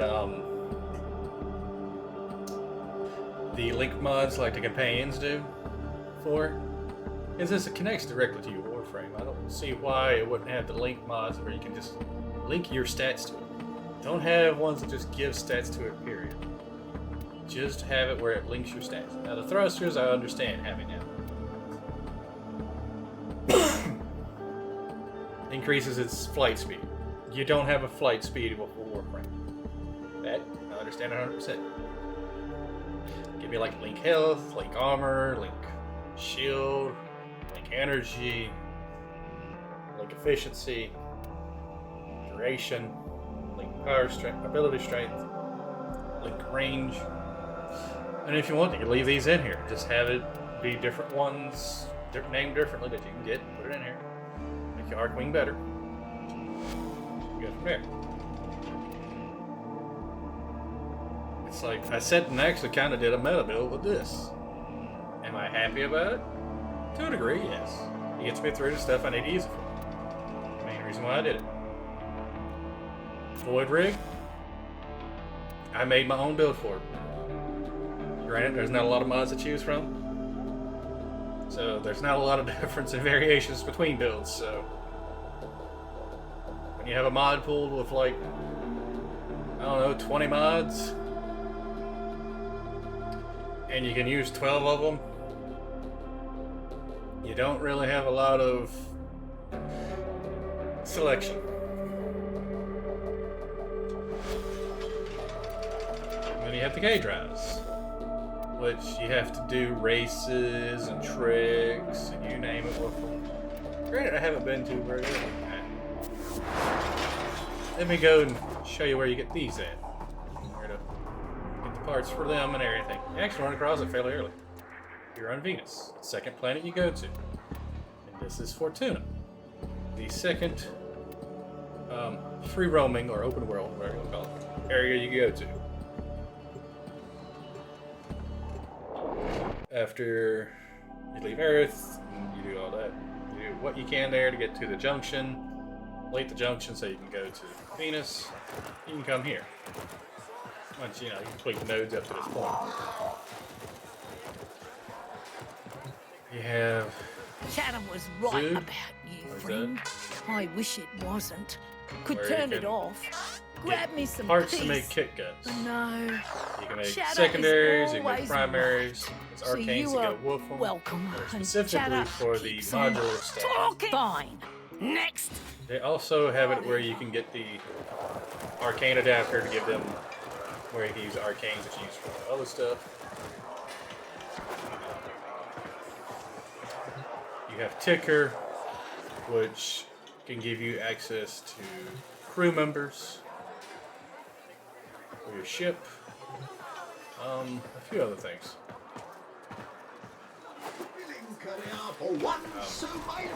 This is the one I was talking about earlier. Legs. Look around now, don't be shy. Good friends, good You can buddy. make Ain't hard to Moas. buy. And once you have the parts for your I work hound, with salvage, you can build a bring hound. in heads, engines, payloads, and just like that, So, here's when you go to make your robotic companions. That's not sentinels. Now you come right here. Right here, right above legs is right there. You can either jump up here like I did. I remember there's a pathway over here that brings you up. Yeah. Escalator right here brings you. Elevator right here. Yep. Walk all the way around. Right here. Walk right here. Walk right here. And then you're right here. You come in here. You're talking to vent kids. And you can browse wares. This is parts. Couple notes for your operator. Parts for K drives, and they also give you mods for your K drive. That affects how it operates. And you gain standing for it, and so forth. So. But to gain standing for them, you have to do tricks, you have to do races, and all that stuff. And to level up K drives, you have to do races, tricks, all that stuff. So essentially, while you're trying to get standing for them, you work on leveling up the K drive at the same time. Which is a long, slow process. There's faster methods out there. I've tried. Just not good at them. And as you can tell, this being an open world area, you can see other players in here. I usually go to the more dead ones just for the sake of lag.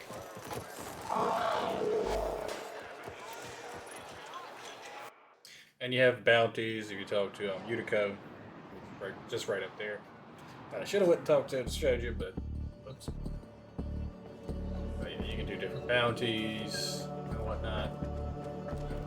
Like with the Necrolis, Galtamos. You can talk to Mother to do bounties.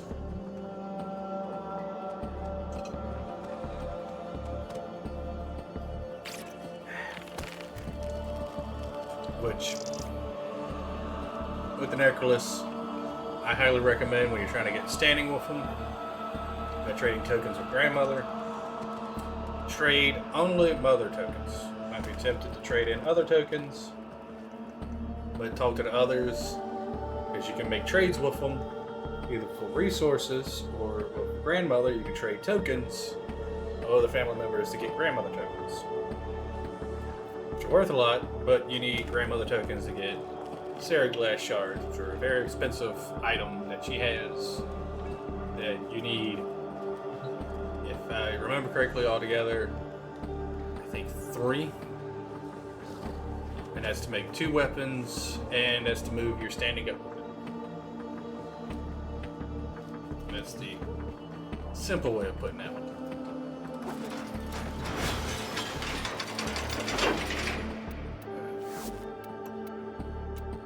Because I want to change my little roaming around companion.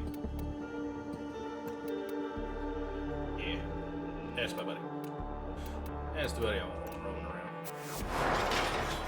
Now, with your furry companions, you can breed them and never mature them, and you can have a little puppy running around or a little kitten running around.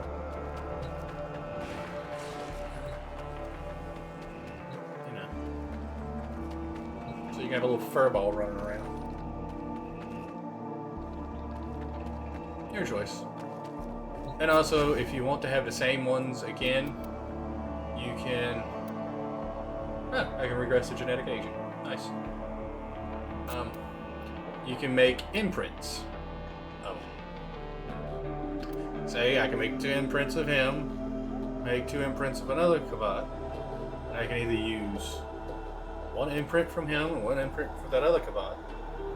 Or I can use 2 imprints of him and get an exact duplicate on a genetic level of him. Might be a female, might be a male.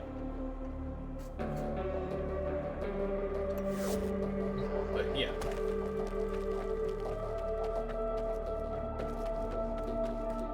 That's one way of doing that, breeding in general. And to get Helm's Chargers, you have to get a cyst from one entering this area and operate an orbiter, the basic ship. It'll give you an assist. It'll be on your. I think I got one Warframe I hit it on there.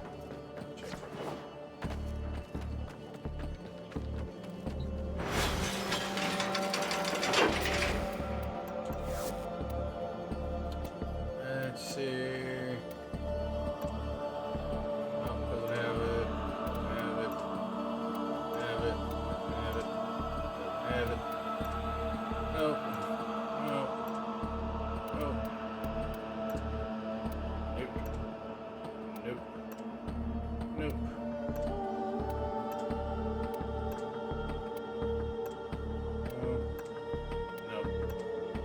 He definitely doesn't have it, I just got it. She doesn't have it, she doesn't have it, he doesn't have it, he doesn't have it, he doesn't have it, he doesn't have it, he does, I don't see it. That one doesn't have it. And no.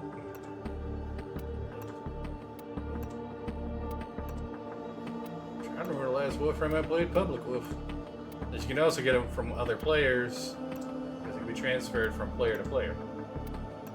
So if you play with a player that has a zit on the side of their head, that's it. I don't have one. suboptimal.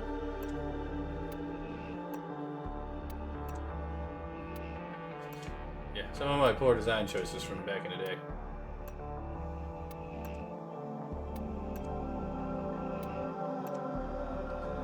Got slightly better at making less bad design choices, or graphical choices, I should say. I know y'all ain't got them because I've never used y'all in person, in public. Oh, there we go. That's a fully matured zit. And what you would do is you would go breed a Kubro, and you can drain the zit into it and get a helmet. For the sake of just saving this, when I do decide to make one,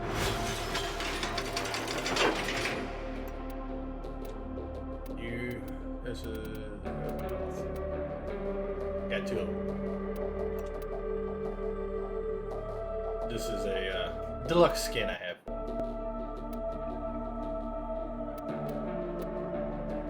But this is their default look.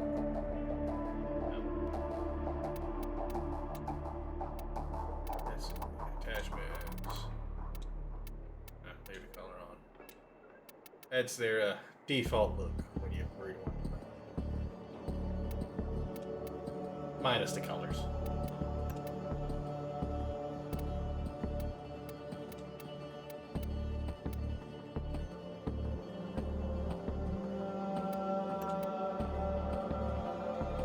But yeah. As a helmet charger, they come with their own abilities. Proboscis. So they basically latch onto them and yank them down, trample. Or they basically just trample an enemy. They charge them, run over. They gain 10% of melee damage, max health and armor of every enemy hit for 5 seconds.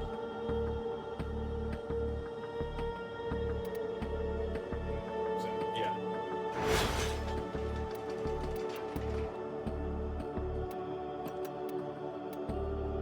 That's right.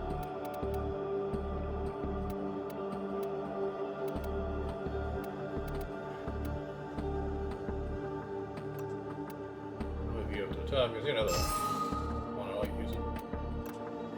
But to access one of the mini games, you see this W right here? If you click on it, you gain access to Wormulus. That's just for the sake of showing you. Yes, you get a loading screen with Worm. Now, I do recommend that if you are customizing anything, exit out first, save your customizations before you play it. You hold down A, shoot.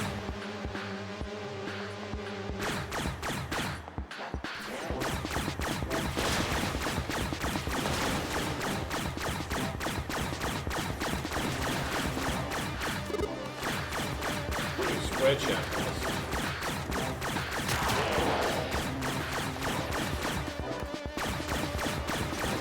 Yeah. I love the room. Yeah. But you see my point. You have these nice little mini games you can do.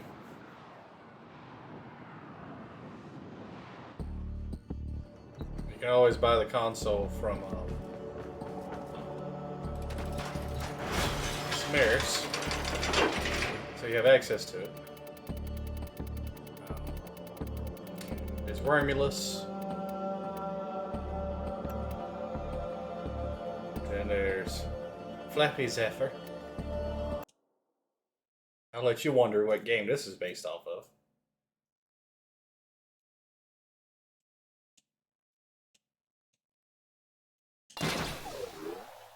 That I'm absolutely terrible at.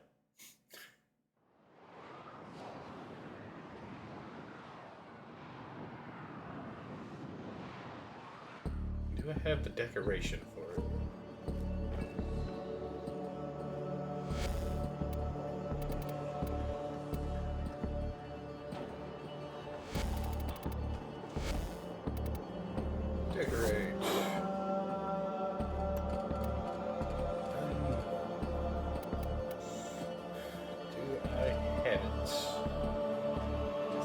do not remember if I had one.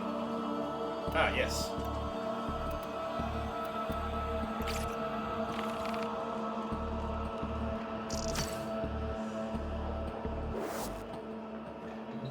You can come to this, access this. If you have the little codes for it that you can buy from Samaris, where you can just play on from here.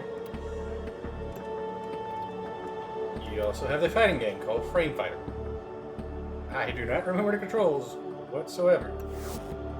But you have to have multiple people to play and so forth and so forth. But it's basically a fighting game in Warframe. You just use Warframes to fight. Oh yeah, I forgot it. First passive.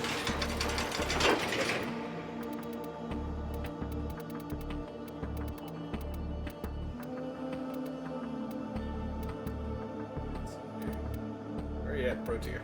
There you go. But, yeah. Simply put, if you ever get bored, you got plenty of things you can do. Especially like waiting a few minutes for,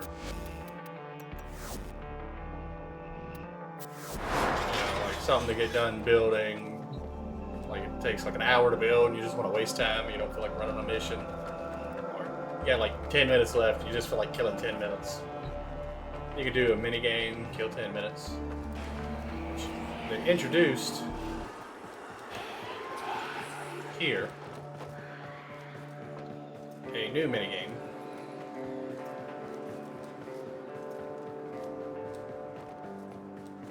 So I go in the right direction. Nope. When I went around it. Where it needed to be. Go over here to the arcade. Back here to this cabinet. And you can play a minigame. I say minigame. There are games inside of this game. Never played it.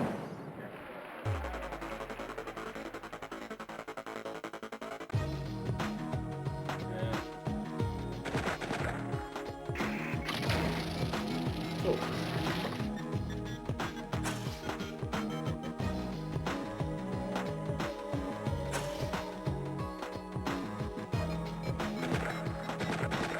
Oh, to aim up. Gotcha. I'll figure it out. I hadn't played this before.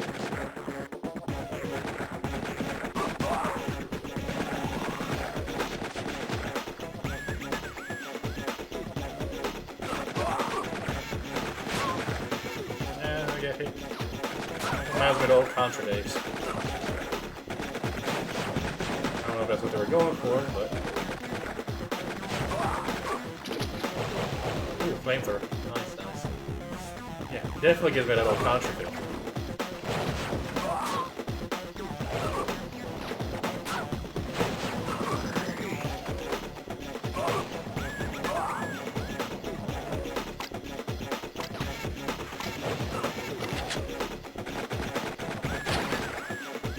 But yeah, they have all these little mini games you can play when you're waiting for stuff to build. Or if you just want to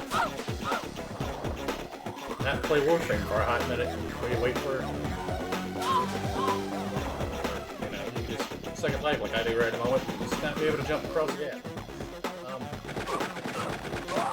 Hides your shame.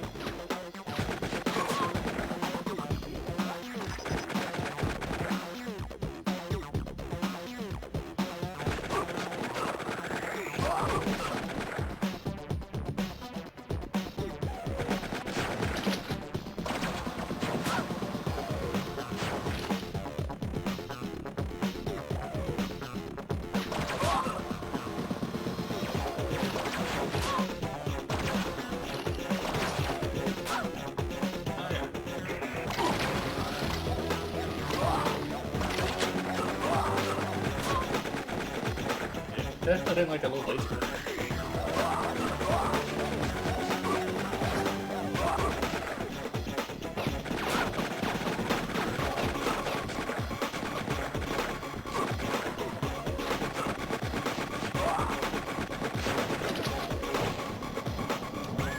Not the way I was intending to end this, but yeah.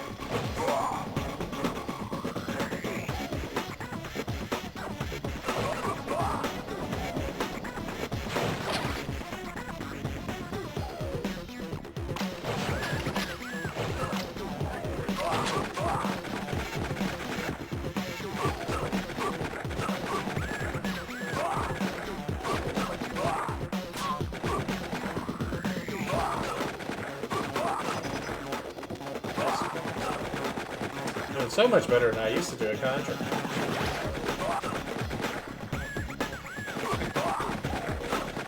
Like I said, I hadn't even played this minigame yet.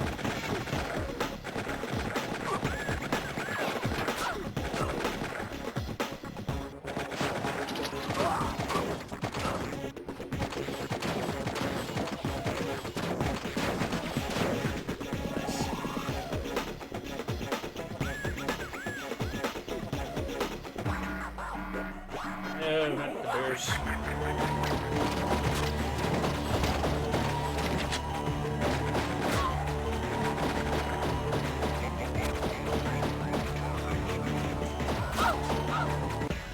I lost. I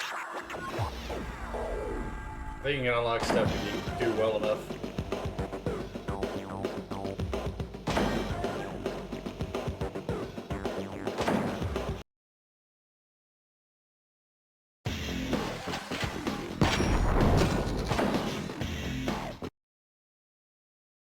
But yeah, you know, nice little nifty things you run across on Warframe. The little things you didn't know that were there.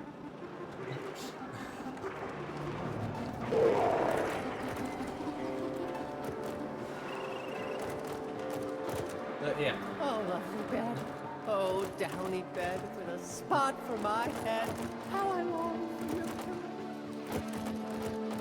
Oh yeah, my man. Oh yeah.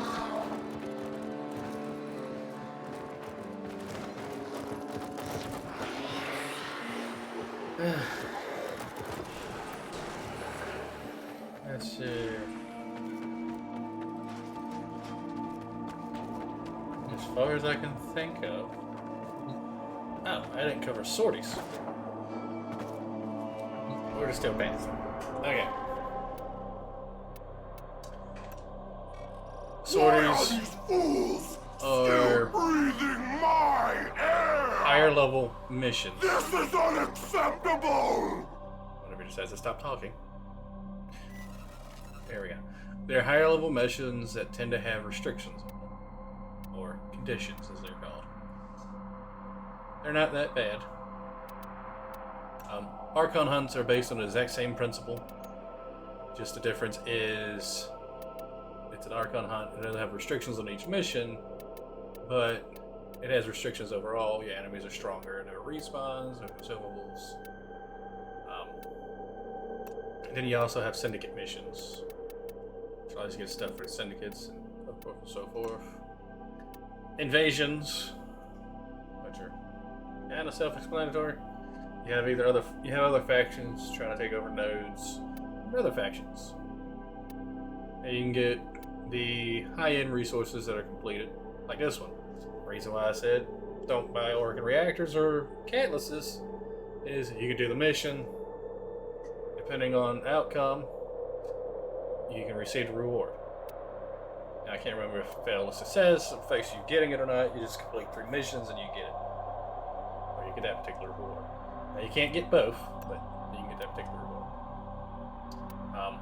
Arbitrations, you unlock those once you complete every node in the star chart. Plain and simple. Oh yeah. And right now they have alerts going on for corrupted mods. And this is also the list of all your nightmare missions. Once you've completed the quest where you can start going after Kuva from Kuva Siphons, where you unlock the Kuva Fortress. Then you can do missions, get Kuva, so forth and so forth. Then you have your weekly missions. Which, speaking of weekly, I hadn't even gone over high intense sculptures yet, have I? Then you have your events, which right now we have the ghouls and we have the thermofraction going on. Ghouls you don't really get a reward from, other than stuff they drop. The thermofracture, you get access to 4 amalgam mods and a weapon, which I recommend doing if you can, or get a squad together and do it. This is also your quest tab right here. I have this only quest I have because you have to use the K drive to do tricks, and I just suck at it.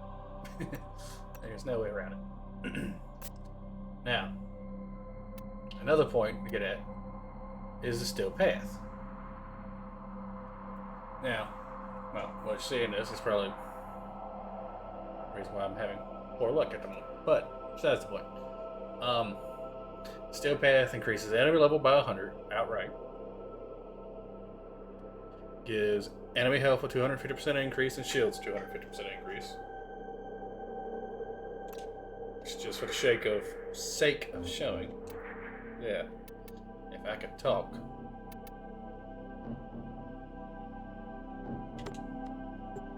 Shouldn't take me too long.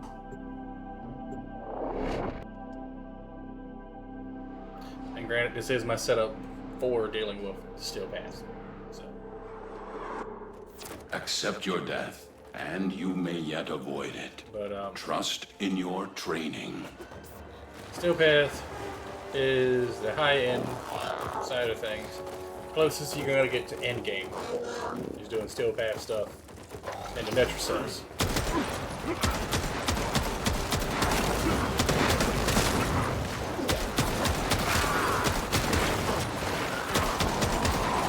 Like I said earlier, I'm not afraid of anything that's not level 200. Because now it has no armor and it just dies in one shot. The fourth ability is short called its armor. I gotta lose all the threateningness. With this, the Trumda. Trumda and the Trumda Prime. Ridiculous weapons in general. In her name. Ah, Kuva Garden. Nice, nice. I don't know what it is, Kuva Garden. Oh. Oh, Kuva Lich, huh? I don't want one. Oh, maybe I did.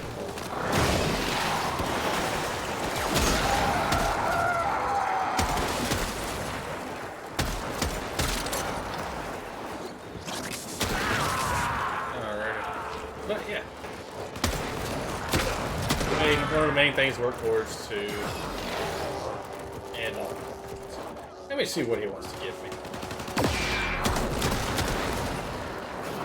This is not the Warframe I want to do this with.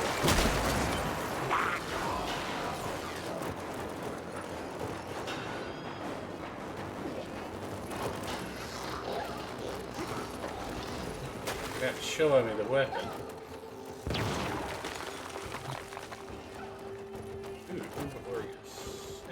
Why not?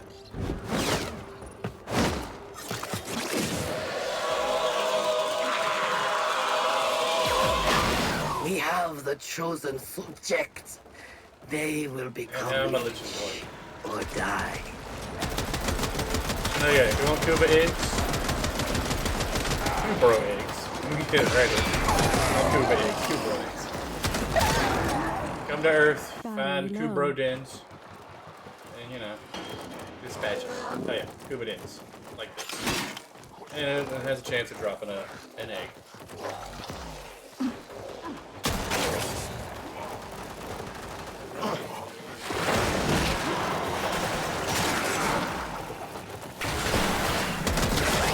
And even though it has overguard, he didn't get frozen, but he did lose all of his armor.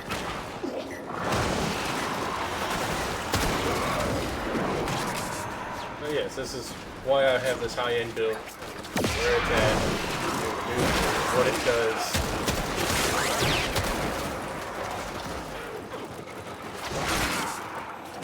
Unfortunately, due to the ribbon I have on my necklet, I can't do sliding attacks and be effective.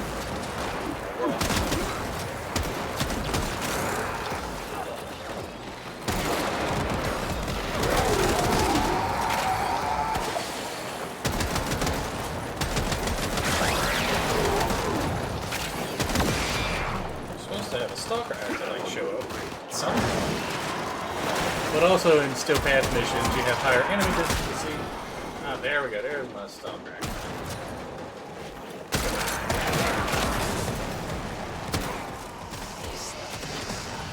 I mean, granted, they're gonna disappear in like 5 seconds.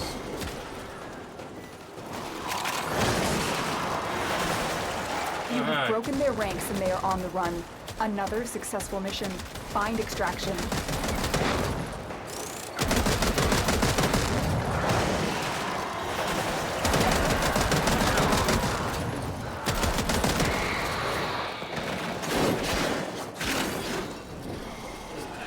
That's why I use the arcane I use.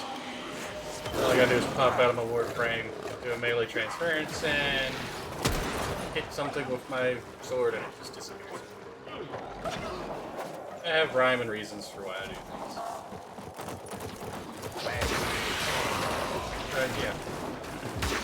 And the focus of doing still paths is getting still lessons. So you can go to Tension's shop, trade them for goodies.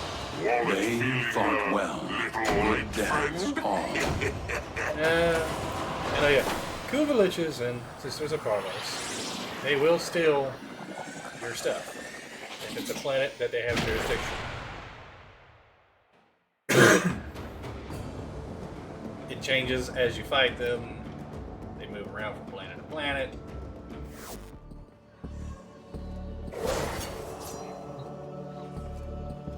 Yes, Libretto rises. Nice damage, not bad. Weakness is impact and radiation, resists corrosive, earthquake, E prime, regenerate, cross prime. No idea what his break rooms are. But you hunt down their thralls on missions, and you'll learn it over time.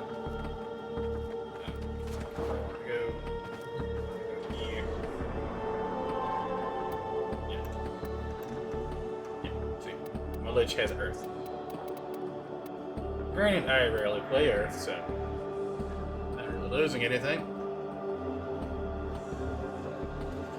But just to show off one of the older relays, show you where to go trade in your steel essence, detention. If you don't trade it into detention, it's in the cave. If you trade it into detention, it's in the relays.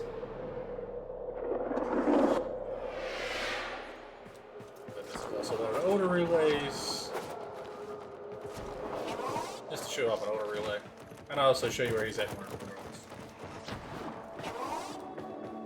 That is one of the old relays. So we trade in ducats, and when Barrow pops up in here, he's right here. And you have the syndicates that line the outer ring. Where attention is in.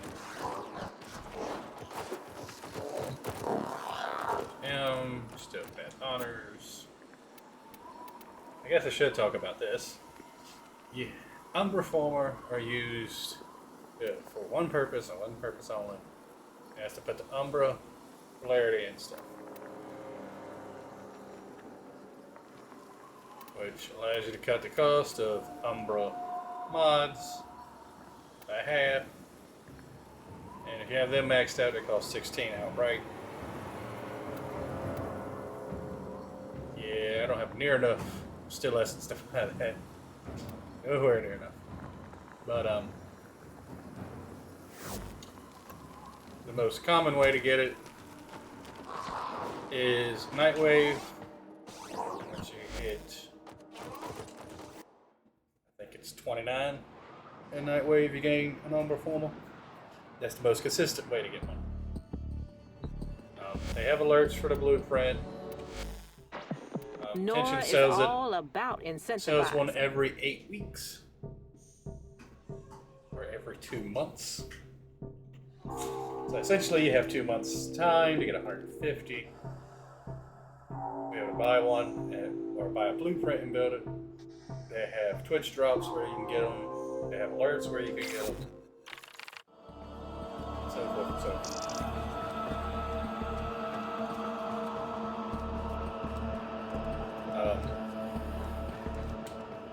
The Stalker Acolytes, they drop still essence. Completing alerts for still path missions. Give you still essence. Completing a whole planet, or completing a new node, number 2, gives you still essence. I think completing a whole planet gives you still essence. If I'm remembering correctly.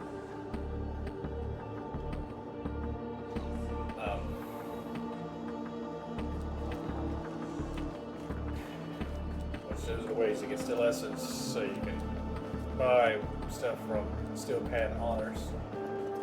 Arbitrations, you get Vitus Essence, which you can trade for stuff with the Arbiters, which is where you can get the Galvanized mods from and everything like that.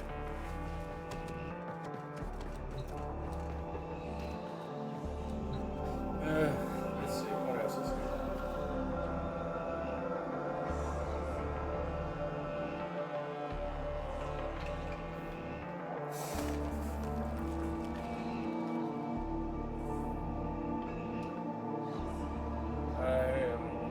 That is all.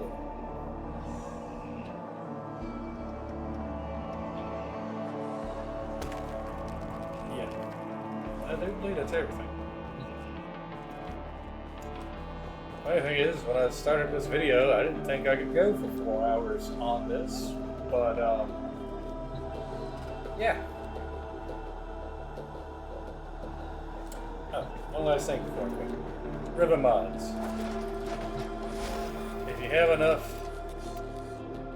Kuva, one of the main reasons to farm it, you can re-roll your ribbon.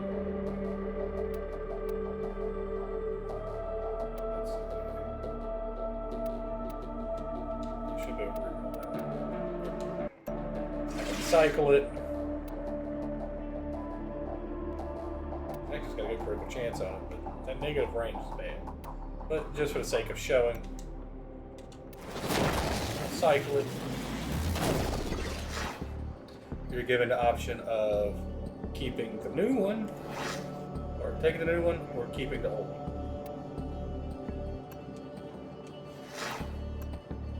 And the cost increase each time until it caps out at 3,500.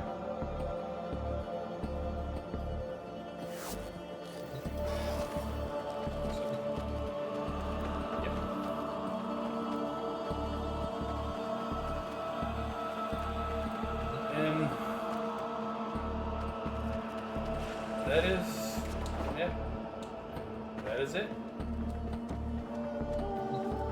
That is pretty much all you need to know about Warframe. Oh yeah, one thing that I forgot about, that essentially everybody forgets about, is you see it says down here, resource drones. Click your left stick to switch to that. Click your right stick. Click it again to deploy an extractor. Now, distillers are better than extractors, because they give you a better chance at rare stuff. But essentially what it does is it gathers materials for you while you're not playing. It's something that everybody forgets about. Because you have Nightwave sitting here all the time and you don't see it anymore just sitting there. It kind of gets forgotten.